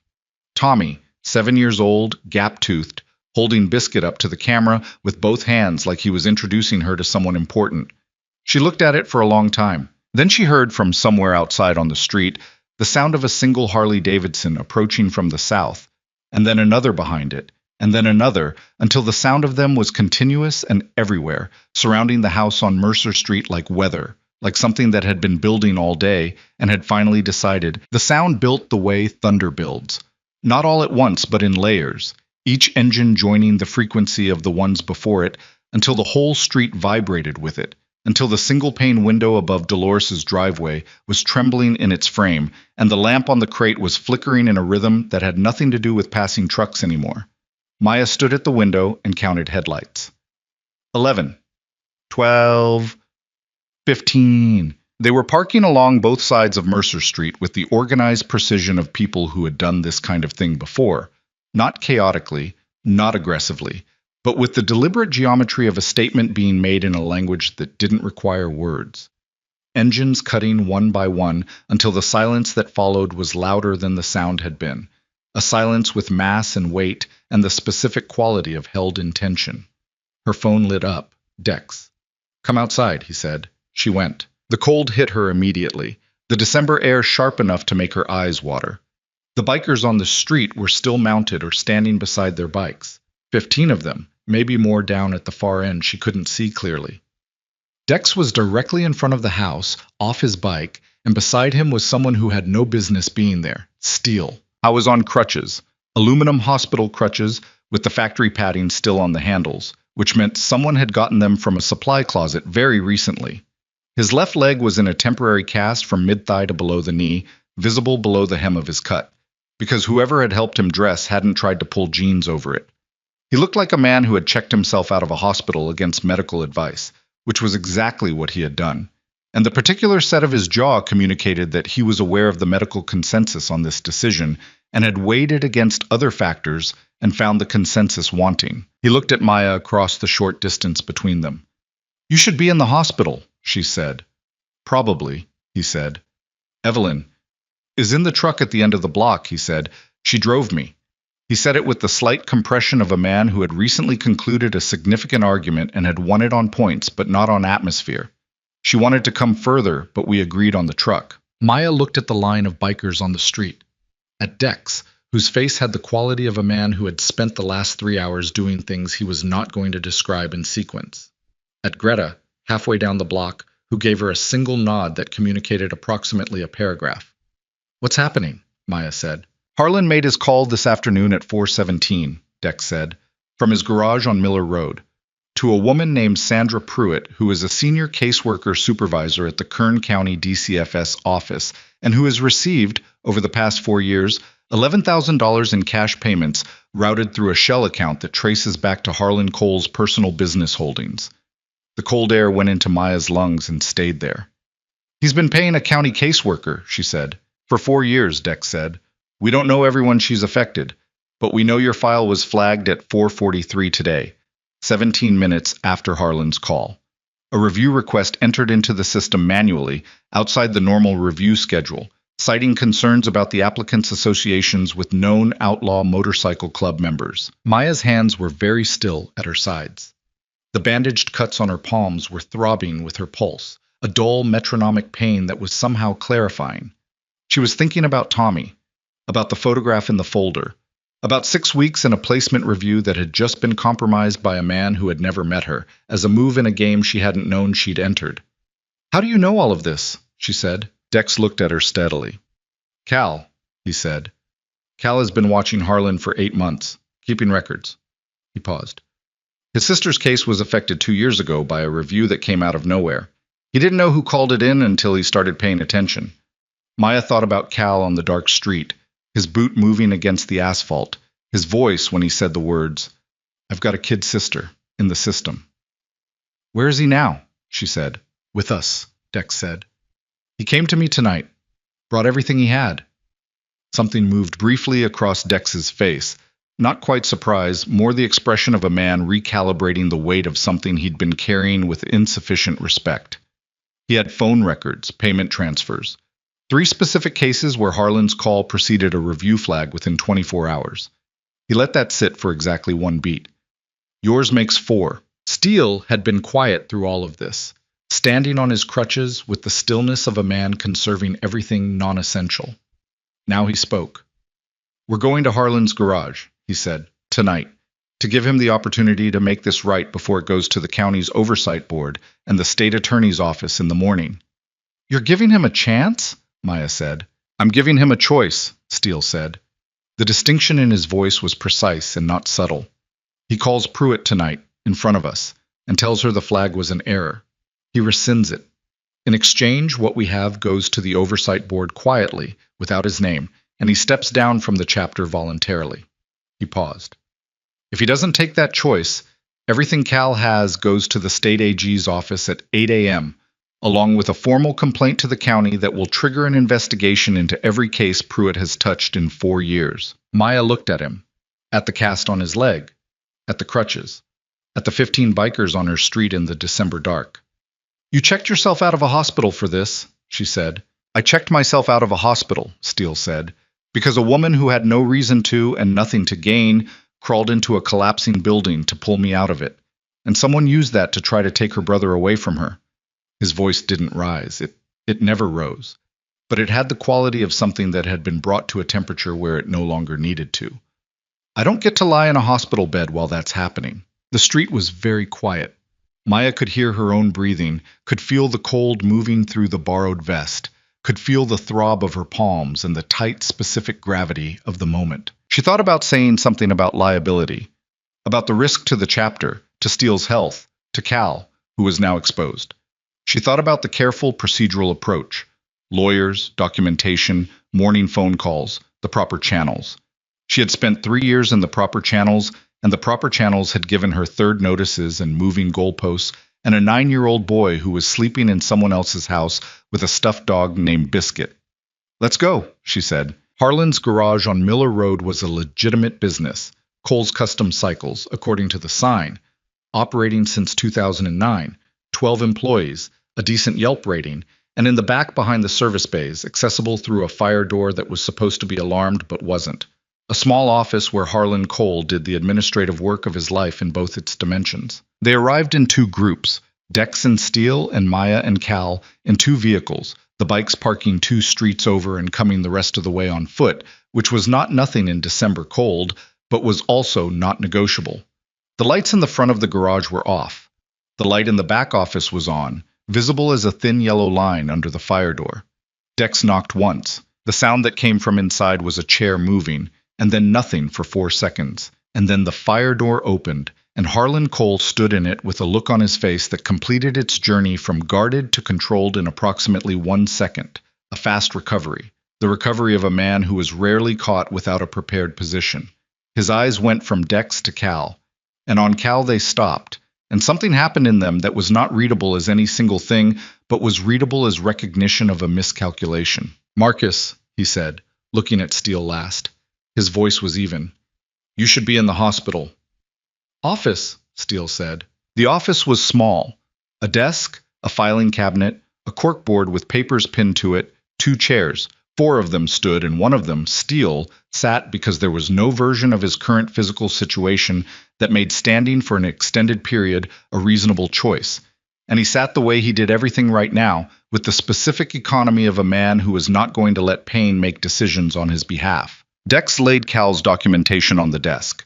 Printed pages, phone records, transfer records, 3-case summary sheets with dates and names and flag timestamps. Harlan looked at them without touching them, and the quality of his not touching them was informative. "That's not what it looks like," Harlan said.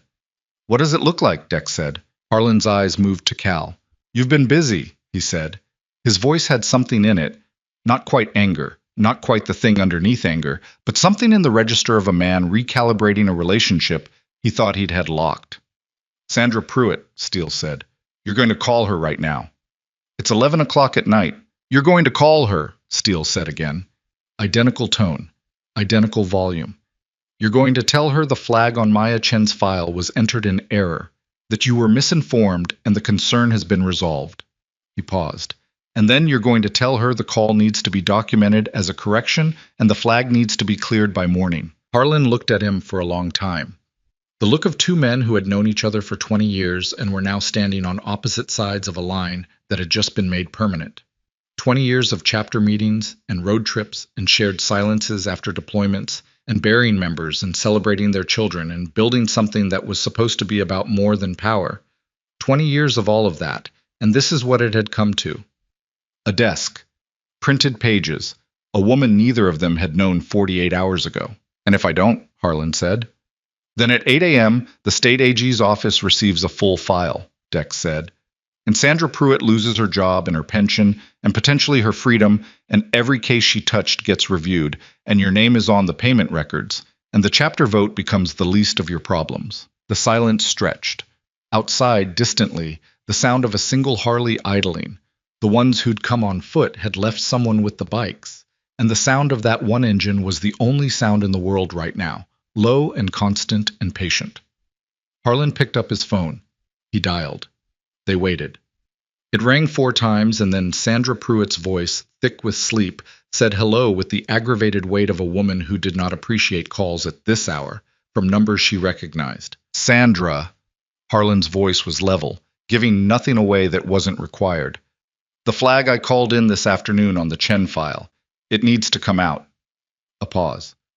I was given bad information. The concern isn't valid. Another pause, longer, while Pruitt said something on the other end that Maya couldn't hear. I know what time it is. I need it documented as a correction tonight and cleared from the active queue before the office is open. He listened. Yes, tonight. He ended the call. He set the phone on the desk and looked at Steele with the expression of a man who has paid a price and is now waiting to see if the bill is settled. The vote, Steele said. I'll withdraw the motion, Harlan said. And your seat. The pause this time had a different quality, longer, heavier, the weight of something that had been built over 2 decades being set down. You'd take everything, Harlan said. You started this, Steele said. You used a child. His voice was quiet and final and had in it the specific temperature of a man for whom this was the line. Not the power play, not the vote, not even the long campaign to dismantle what he'd built, but this. A 9-year-old boy named Tommy in a foster placement, used as a pressure point. You used a child to get to me. I don't have a version of this where you keep anything. Harlan looked at him for a long moment. Then he looked at Maya. The first time he'd looked directly at her since they'd come in. She held his gaze. She didn't look away, and she didn't look soft, and she didn't look like someone who wanted anything from him except the specific, simple, non-negotiable thing that was already in motion. He looked back at Steele. Done, he said. And then Cal, who had been standing near the filing cabinet, in the silence of a man who had spent 8 months being afraid and had spent tonight being something else, took a step forward and said, in a voice that was quieter than anyone expected and steadier than he probably felt, what about the other 3 cases? The ones before Maya's? Those families, they still have flags in the system. The room went very still. Harlan looked at Cal with the expression of a man who had thought the accounting was finished and had just discovered a remaining balance. Steele turned his head slowly toward Harlan, and the look on his face was not anger, and was not satisfaction, and was not any emotion with a clean name. It was the look of a man who has spent his entire adult life understanding that the damage done to people like Cal's sister and Tommy Chen doesn't end when you make the phone call and clear the flag, because the flag was never the whole of it. The flag was only the most recent layer of a thing that had been accumulating. The flag was never the whole of it. The flag was only the most recent layer of a thing that had been accumulating for years under the surface of a system that was supposed to protect children and had instead, in these specific instances, been quietly redirected by a man with a phone and a checkbook and a talent for finding the pressure points of institutions. Steele looked at Harlan for a long time without speaking. Then he said, all of them. Harlan's jaw moved. That's not all of them, Steele said again. Same voice, same temperature. Every case Sandra Pruitt touched that traces back to a call from you. You're going to give Cal every name you have, tonight. And Sandra Pruitt is going to spend the next week making corrections until every flag she placed on someone else's orders is cleared from the system and documented as an error. He paused. Or we do this the other way, and she does it from inside an investigation that ends her career and starts yours differently. The room held that for a moment. The distant Harley was still idling outside, patient as weather. Harlan looked at Cal. Cal looked back without flinching, which was something, Maya thought. Something that had cost him months of quiet, careful, frightened work to be able to do right now in this room without looking away. 4 cases, Harlan said finally. Pruitt flagged 4 cases on my calls. Names, Cal said. Harlan gave them. Cal wrote them down in a small notebook he produced from his vest pocket, the kind of notebook that suggested he had come prepared for exactly this, had been prepared for exactly this for longer than tonight, had been carrying this moment around, waiting for the right configuration of people and circumstance to make it possible. When he was done writing, he looked at the list for a moment with an expression that was not triumph and was not relief, but was something in the complicated territory between them. The face of a person who has been carrying a weight long enough that setting it down feels unfamiliar. My sister's name isn't on this list, Cal said. His voice was even. Hers was 2 years ago. Different county. Different county, Harlan confirmed. There was something in the way he said it. Not quite denial, but the specific absence of acknowledgement that functions as its own confession. Cal wrote something else in the notebook. He didn't say what. He put the notebook back in his pocket. Dex collected the documents from the desk. He stacked them with the deliberate care of a man who understood that paper in this context was not paper, but consequence, and consequence deserved handling. He put them inside his jacket. Then he looked at Harlan Cole for what felt like the last time, or at least like the last time in a configuration where either of them was something the other had once chosen. You're done here, Dex said. Not aggressive. Factual. The sentence of a man who has been given authority. He didn't want and is exercising it because there is no one else to exercise it. They left Harlan standing in his own office among the evidence of 20 years of a life that had been built into something real and then steered wrong by the specific kind of ambition that convinces itself it's only being practical. Maya was the last one through the fire door. She didn't look back. There was nothing back there that she needed to see. Outside, the cold was cleaner than it had been before. Or maybe it was the same cold and she was different. She couldn't tell, and it didn't matter. Steele was moving on his crutches toward the vehicle with the slow, grinding determination of a man who had spent everything he had and was now operating on the far side of that, in the territory where the body runs on something that isn't quite physical and isn't quite anything else. Dex had to hand near his elbow, not holding, not supporting, just near, in the way of someone who had learned the exact radius of assistance that the person in question would tolerate. Greta materialized from the shadows between 2 parked cars in the way she seemed to do things, quietly, without announcement, already positioned for whatever was needed next. She fell into step beside Maya. Okay, she said. Ask me in the morning, Maya said. Fair, Greta said. They drove back to Mercer Street in a convoy that was smaller now, the outer ring having dispersed once the need for it was resolved, the remaining few pulling away from Miller Road with the efficiency of people who understood that spectacle had never been the point. The cold deepened as the night moved toward 2A. Maya sat in the back of Dex's truck and looked at the dark passing fields and thought about Tommy and about Sandra Pruitt making corrections at this hour, sitting at her kitchen table or in front of a computer somewhere with the specific discomfort of a person being made to undo what they've done while someone waits to verify the undoing. She thought about the other 3 families, names she'd heard in the office, faces she'd never see, children whose timelines had been quietly sabotaged by a phone call from a man who'd never met them and didn't need to, because the leverage was never about them personally. It was never personal. That was the particular violence of it. The impersonal application of damage to people who needed everything to be going right and could survive very few things going wrong. She would think about this for a long time afterward.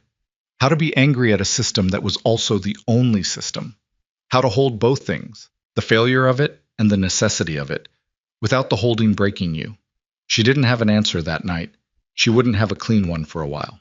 But she was thinking about it, which was different from the years of just absorbing it, just working within it, just accepting the goalposts as they moved, because the alternative was to stop moving entirely. She was not going to stop moving. At Mercer Street, Dex stopped the truck and Maya got out. She turned to say something. She wasn't sure what, Thank you felt insufficient in the way that language becomes insufficient when the situation has exceeded the standard emotional vocabulary. And Dex spoke first. Get some sleep, he said. Evelyn will call you in the morning. There are some things she wants to discuss. What things? Sleep first, he said. Then things. She went inside. The room was exactly as she'd left it. The crate, the lamp with the loose bulb, the folder of documents, Tommy's photograph. She sat on the edge of the couch and looked at all of it and felt the full weight of the day arrive at once, the way it always waited until you stopped moving to deliver itself. And the weight was considerable. Her hands throbbed. Her body was reporting a detailed inventory of the morning's activities that she had successfully tabled until now, and the inventory was not brief. She was tired in a way that went below muscle and bone, down into the organizational level of herself. The part that maintained the continuous effort of being who she was, under the conditions that applied to being who she was. She lay down without changing clothes. She was asleep in 4 minutes. She dreamed about the dark inside the rubble. In the dream it wasn't frightening. It was just dark, and she was moving through it, and ahead of her there was the sound of someone breathing, and she followed the breathing, and it led somewhere. She didn't see where before she woke up. It was 6:40 in the morning. The lamp was still on. Her phone showed 3 missed calls from a number she recognized as Janet Morales' office line, and 2 text messages. One from Evelyn Calloway that said, "Call me when you're up, no rush," and one from a number she didn't recognize that said only, "This is Cal. The list is with a lawyer. Thank you." She stared at that last one for a moment. Then she called Janet Morales. Janet answered on the first ring, which had never happened before in 14 months of working with her, and the fact of it told Maya something before a word was said. Maya. Janet's voice had a quality she'd never heard in it. Not the careful, measured, professionally warm tone of their normal exchanges, but something that had been rearranged by surprise into something more direct. I got a call this morning from the county oversight office. There's been a correction filed on your case. The review flag that was entered yesterday has been removed. It's been documented as an error. She paused. Do you know anything about that? Yes, Maya said. A silence. Okay, Janet said. Not pressing. The particular professional restraint of a lawyer who has learned when not to ask the question they want to ask. The effect of the correction is that your case returns to its prior status. The placement review is still scheduled at 6 weeks. Another pause. Maya, your documentation is solid. Your income, your housing, it's at the threshold. It's been at the threshold for 2 months. She stopped. I think we're close. Maya pressed her free hand flat against her knee, the bandaged one. The pressure was grounding. How close? She said. Close enough that I'd like to schedule a home visit in the next 2 weeks, Janet said. The caseworker who'd be doing the visit, I know her. She's fair. She paused again, and in the pause was something that Janet Morales did not typically allow into her professional communications, something personal and unguarded. What you did yesterday. The collapse on Harlow Street. It's been on the news. I saw your name. Okay, Maya said carefully. I want to be clear that the case decision is based on documentation and statute, Janet said, with the precision of a woman who understood exactly how what she was about to say needed to be framed. But judges are people. And people who are evaluating someone's fitness to provide a stable, protective home for a child, they read the news. Another pause. That's all I'm going to say about that. After the call ended, Maya sat for a while with the phone in her lap, and outside the morning was arriving in the way December mornings arrived in the Central Valley. Gray and gradual and without ceremony, the light increasing without any particular enthusiasm, the cold settling in for its permanent residency. A car went by on Mercer Street. A door closed somewhere in Dolores's house. The ordinary machinery of an ordinary morning. She called Evelyn Calloway. Evelyn answered immediately, and her voice was different from the night before. The controlled precision of a woman managing crisis had receded into something more domestic, more present, and underneath that something warm and direct that Maya suspected was simply what Evelyn was when she wasn't managing anything. How are your hands? Evelyn said. They're fine. They're not fine, but okay. A short pause. He wants to see you. Today, if you can. He's back at Valley Regional. I made him go back this morning. They're very unhappy with him. I imagine, Maya said. He has a high tolerance for being unhappy with, Evelyn said. And there was in that sentence the compressed weight of 30 years of marriage to a man like Steele, a weight that was not complaint and was not quite pride, but was something in the middle. The particular knowledge of someone who has learned another person completely and continues to choose them anyway, which is a different thing from choosing them before you knew. I'll come this afternoon, Maya said. Come for lunch, Evelyn said. I'll be there. The boys from the chapter will be in and out. Don't let that put you off. They've been cycling through since last night. They're not good at waiting rooms, but they're also not able to stay away. Another pause. He'll want to talk to you alone at some point. Probably he'll make everyone leave. He does that. Maya almost smiled. Almost. Okay, she said. She showered. She changed into the cleanest clothes she had. Dark jeans, the thermal undershirt, a flannel shirt that had been Tommy's father's before it had been hers, kept because it was warm, and because she was not a person who threw away warmth in any of its forms. She left the borrowed vest on the crate. She looked at it for a moment, then picked it up and took it with her. The bus to Valley Regional took 38 minutes. She sat in the third row from the back, hands in her lap, the leather vest folded over her arm. The other passengers were the usual morning inventory, tired people with their phones and their coffee cups and their private territories. She looked out the window at the passing town and thought about Cal and his notebook and 8 months of quiet record-keeping driven by a sister in a system that had failed her, and thought about how much invisible work got done in the world by people who had no particular platform and no particular resources, and only the specific, undramatic stubbornness of someone who had decided that the alternative to doing the thing was not doing the thing, which was not acceptable. She thought she understood something about that. Valley Regional was a medium-sized regional hospital with the appearance of a building that had been added to several times without anyone fully committing to a coherent aesthetic, the result being a series of architectural eras visible in the facade, the way geological strata are visible in a cliff face. The waiting room smelled of coffee and antiseptic, and the specific human weather of a space where people waited for news. Maya checked in at the desk, was given a visitor's badge, and took the elevator to the third floor. The hallway outside Steele's room had 3 bikers in it, not in an intimidating way. They were just there, seated in the plastic chairs that lined the corridor, 2 of them with coffee cups, one of them asleep with his arms crossed and his chin on his chest. They looked up when she came off the elevator. One of them, she didn't know his name but recognized him from the street on Mercer, stood up and nodded at her, a nod that communicated something she was still learning the vocabulary for, something in the register of acknowledgement and welcome, but not quite either. She's in there, he said, tilting his head toward the closed door. Maya knocked. Evelyn opened it. She was smaller than Maya had somehow imagined, compact and precise, with short silver hair and the posture of a woman who had maintained her own structure through decades of circumstance that required it.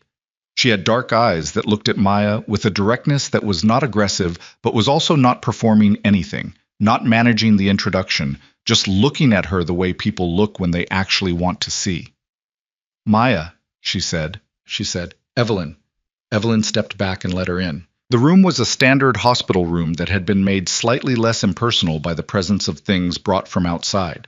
A real blanket over the institutional one, a thermos on the bedside table that was certainly not hospital coffee, a photograph taped to the wall beside the monitor, which Maya would only later let herself look at closely enough to see what it was. Steele was in the bed with his leg elevated, and the particular expression of a large man in a small bed who is making peace with the situation. The cast was more formal now, properly fitted, and there were leads on his chest and a monitor beeping beside him with the steady indifference of machines that have seen everything. He looked like he had slept. He also looked like the sleep hadn't been easy, but that he was on the other side of it. He looked at her when she came in. The same look as the diner, the one she couldn't classify, the one that contained recognition of something he couldn't quite name. "You should still be in the hospital," she said. "Last night." "I was back by 2:30, he said. "I'm very persuasive." Evelyn looks like she'd like to disagree with that characterization.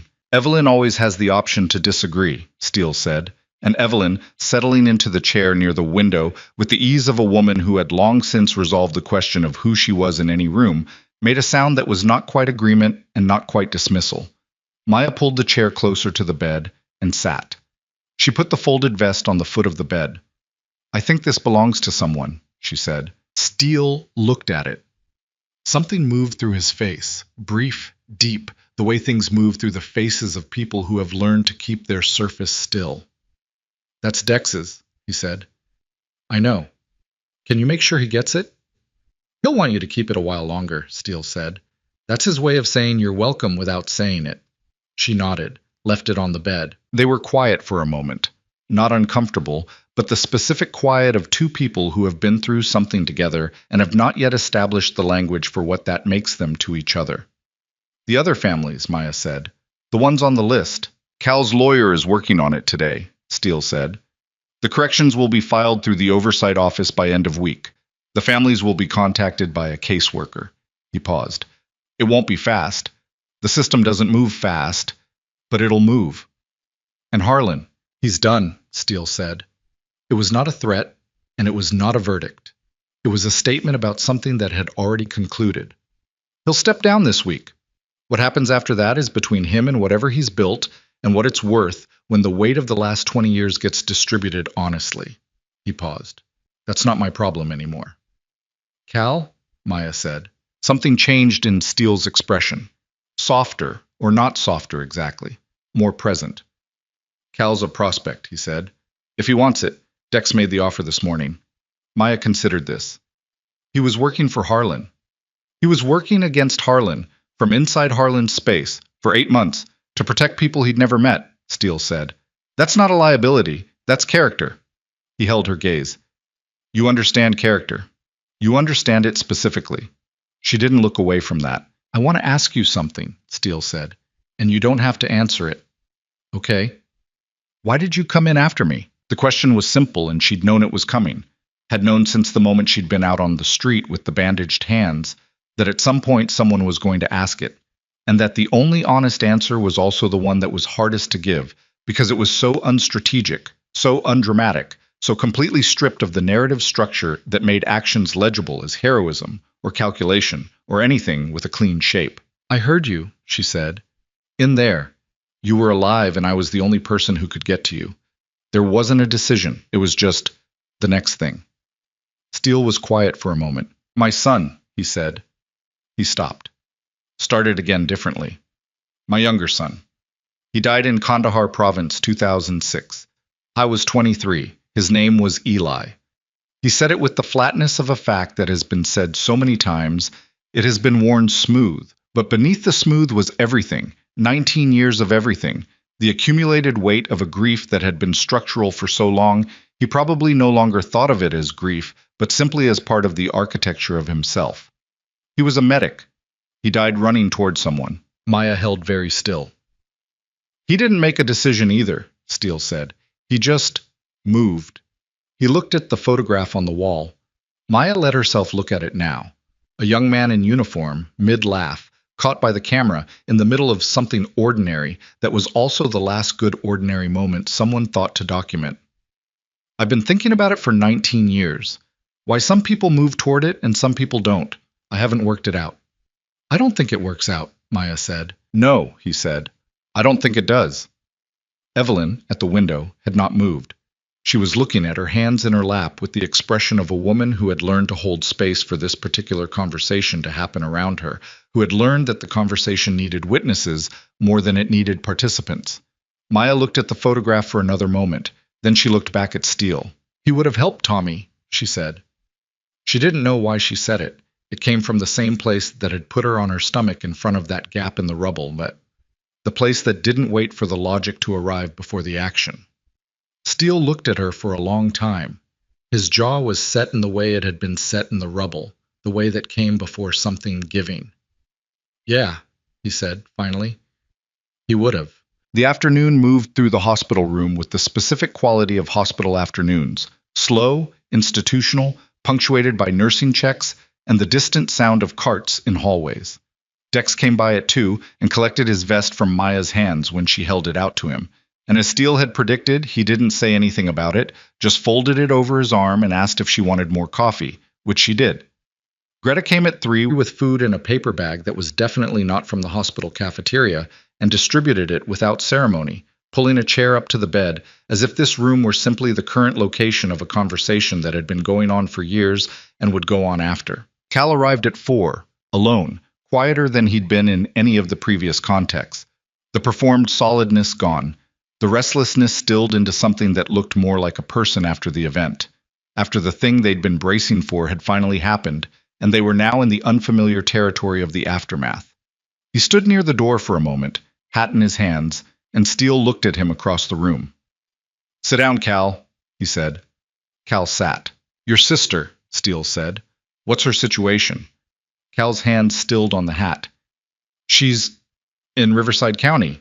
She's been with the same placement for a year. It's okay. Not bad." He paused. "I haven't told her about any of this. About what I was doing. I didn't want to—" He stopped. "I didn't want to make it worse if it didn't work." "It worked," Steele said. "Some of it. You gave 3 other families their timelines back," Steele said. "And you gave Maya hers. That's not some of it. That's most of it." He watched Cal for a moment. "What does your sister need?" Cal looked up. The question clearly surprised him. Not its existence, but its directness. The complete absence of preliminary.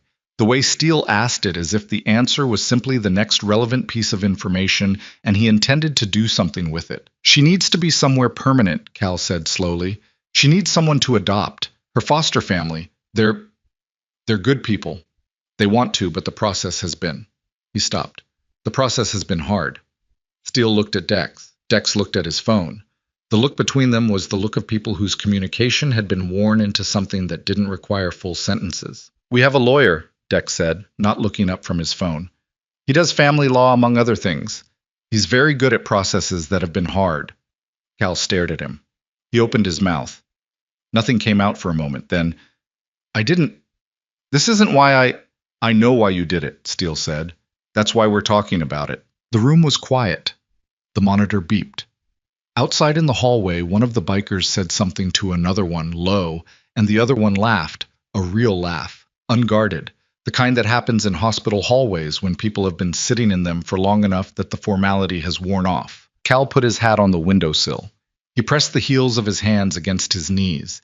He was doing the thing that people do when they are not going to cry, but are in the proximity of it, the specific physical management of something that wants to be expressed through the body and is being held by an act of will. "Okay," he said finally. "Just that. Okay." 3 weeks passed. They passed the way weeks pass after the event that reorganizes everything.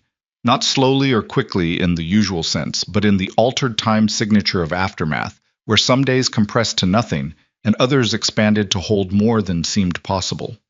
Maya worked her shifts at Rosie's, whose block had reopened within a week.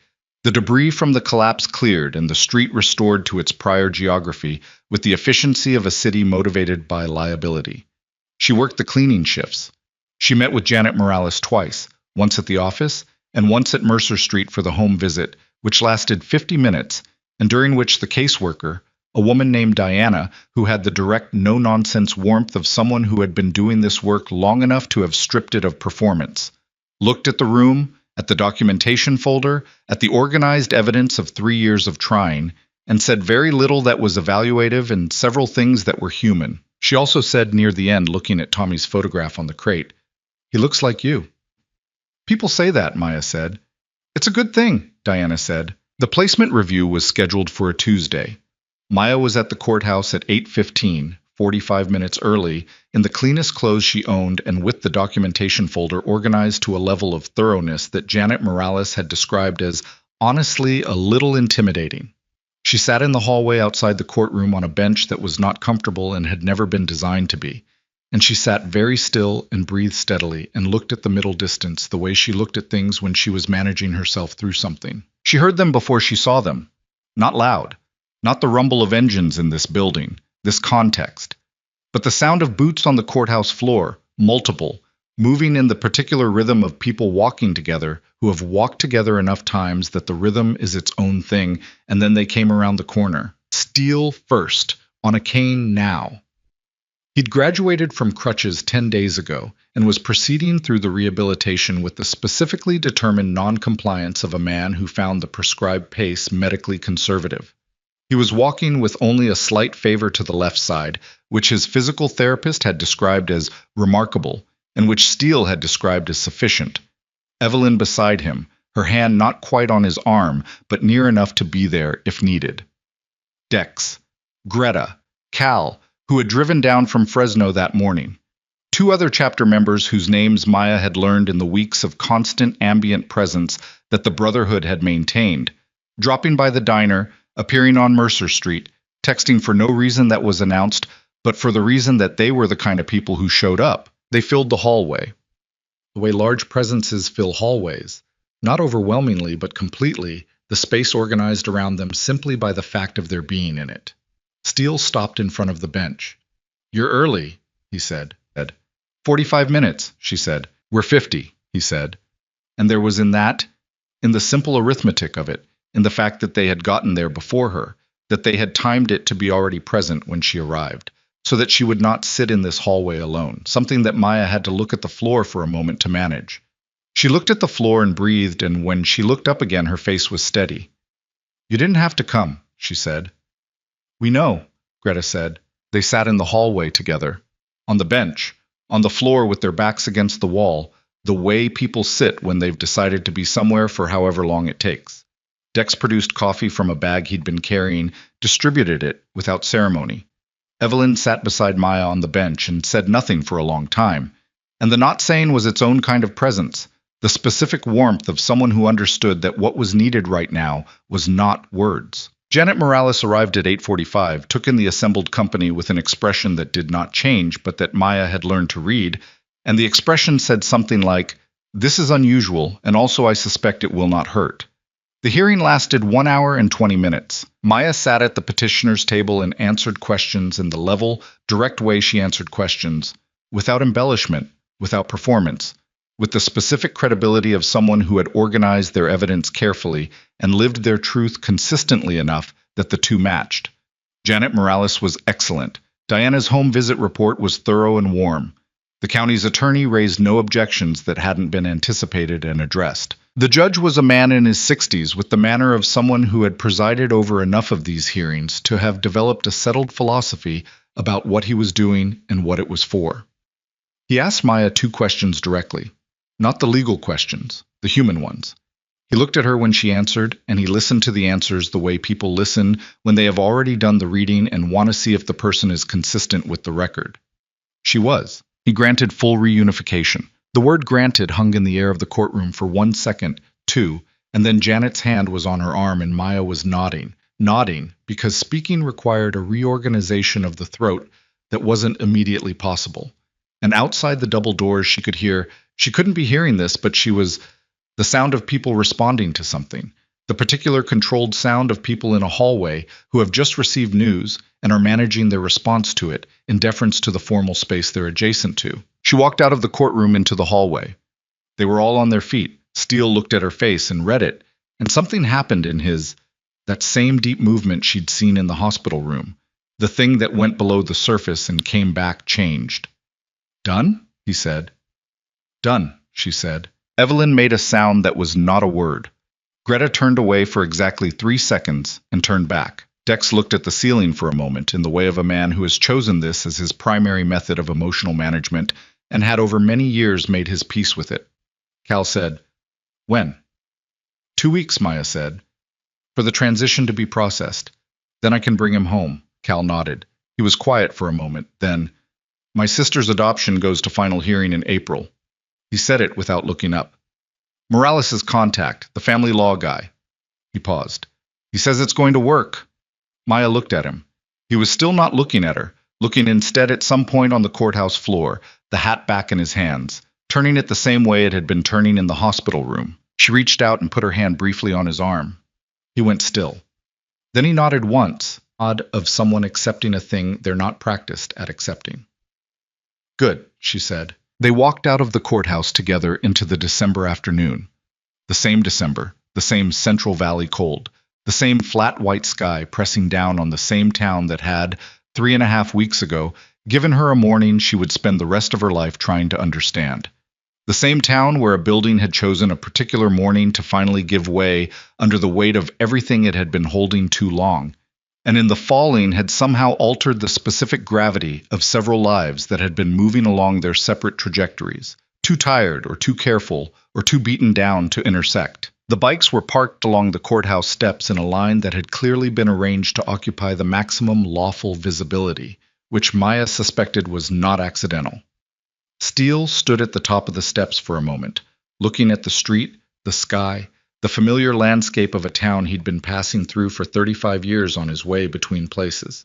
He had his cane and his cast and his borrowed time outside a hospital regimen, and he stood with all of it, in it, as the thing he was. "Rosie's," he said. Not a question. "Rosie's," Dex confirmed. They went to Rosie's. Donna had been told nothing specific, but Donna had also been running a diner on this road for 37 years and had developed a sensitivity to the approach of occasions, the way coastal people develop a sensitivity to weather. Something in the quality of the light, the particular sound of a lot of engines turning onto her street at once. When they came through the door, 9 of them, filling the small diner to its comfortable limit and slightly past. She looked at Maya's face, and then she looked at the assembled company, and then she went behind the counter and started the coffee without saying anything, which was its own form of welcome, the most fluent kind. They took up 3 booths and 2 stools at the counter, and the room rearranged itself around them the way Rosie's always rearranged itself, creaky and warm, and smelling of coffee and griddle grease and the accumulated decade smell of a place that had been consistently inhabited by people who needed somewhere to land. Maya ended up in the corner booth, the same one, where Steele had been sitting. He settled in across from her with the deliberate care of a man who'd been coached on the correct management of a healing femur in and out of restaurant booths and was applying the coaching with selective thoroughness. Evelyn sat beside him. The rest distributed themselves, and the ambient noise of the place became the particular noise of people who know each other well in a space that has seen a lot of them, full and low, and punctuated by the kind of laughter that doesn't need a reason. Donna came by with the coffee. She poured Steele's first, which Maya noticed, and which Steele acknowledged with the specific nod of a man recognizing a continuity. "Donna," he said. "Marcus," she said. She poured the rest of the mugs and went back to the counter. Maya wrapped her hands around her mug.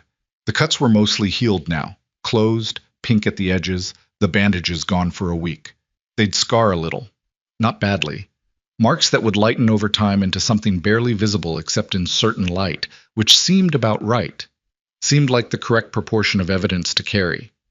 "Can I ask you something?" she said. Steele looked at her. "You can ask me anything." "The morning at the diner. Before." She paused. "You said I reminded you of Eli. Not how I look. Something else." She held his gaze. "What was it?" He was quiet for a moment. He looked at his coffee. He looked at his hands, large, scarred, the hands of a man who had built things and broken things and carried things and let things go, all of it legible in them if you knew how to read it. "I was quiet," Steele said, "not shy, just economical." He didn't use more of himself than the situation asked for, until it asked for everything. He paused. And then there wasn't any hesitation. There was just movement. He looked up. "You were the same. Sitting at that counter, you were the most contained person in the room. And then the building came down and there was no decision. You just moved." Maya sat with that. Let it settle into the place where things settled when they were true. "He sounds like someone worth being compared to," she said. "He was," Steele said, simply, completely. The diner moved around them. Coffee cups filled and refilled, Donna's voice from behind the counter, the bell above the door marking people arriving and leaving. Outside, the afternoon was cooling toward evening, the light going amber and horizontal across the Central Valley floor, turning the chrome on the line of parked bikes to something that looked almost warm. Greta slid into the booth beside Maya without announcing herself, the way she did things, and put a paper bag on the table. "From Cal," she said. "He had to get back. He said to give you this." Maya opened the bag. Inside was a notebook. Not the one he'd used in Harlan's office, a different one, new. And inside the front cover, in handwriting that was careful in the way of someone who had not always trusted their words to be received the way they were meant. For the list. The other kind. The ones that go right. She looked at it for a long moment. "He's going to be okay," Greta said. Statement, not question. "Yeah," Maya said, "he is." 2 weeks passed in the time that 2 weeks pass when you are waiting for something that has been 3 years coming, agonizingly, and then suddenly. The foster family that had been caring for Tommy drove him to Cairo on a Saturday morning in a minivan with a car seat that was slightly too small for him because he'd grown 3 inches since the placement paperwork was completed. Maya was at the curb on Mercer Street when the van pulled up, and when the door opened and Tommy climbed out. 9 years old, gap-toothed smile, mostly filled in now, biscuit under his arm by one leg, in the casual way of a child who has carried the same thing for long enough that the carrying is no longer something he thinks about.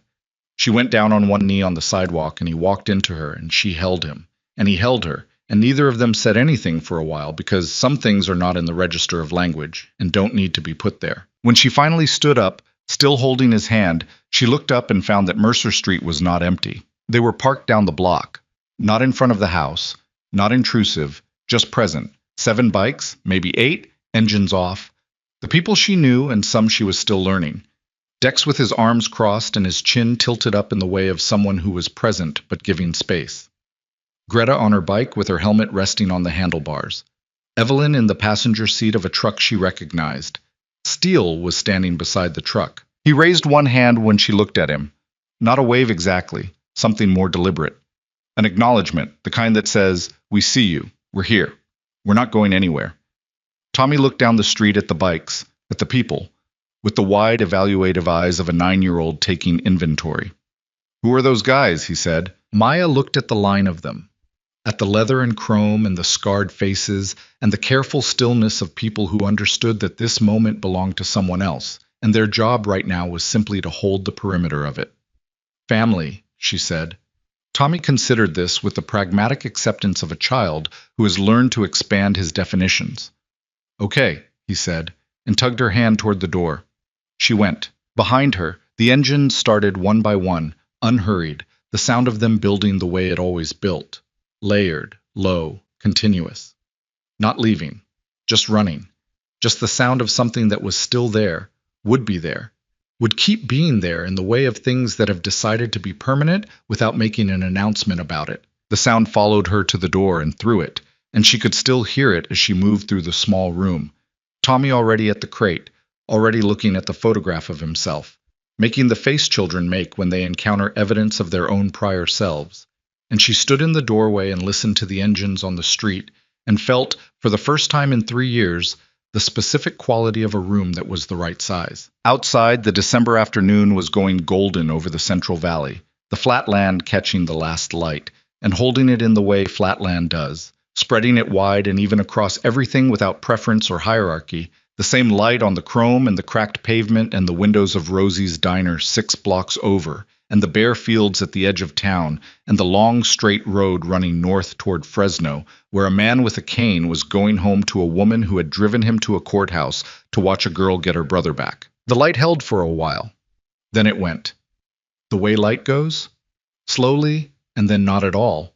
And then the dark, and the cold, and the stars coming out over the valley in their numbers, indifferent and ancient, and very far away. And on Mercer Street, warm, the lamp with the loose bulb flickering once and then steadying, Tommy Chen fell asleep on the couch, with Biscuit on his chest, while his sister sat on the floor beside him with her back against the cushions and her healed hands in her lap, listening to his breathing even out into the slow, reliable rhythm of a child who had finally, after 3 years of not being home, arrived somewhere safe enough to sleep without guarding himself against the dark. She didn't move for a long time. She just listened.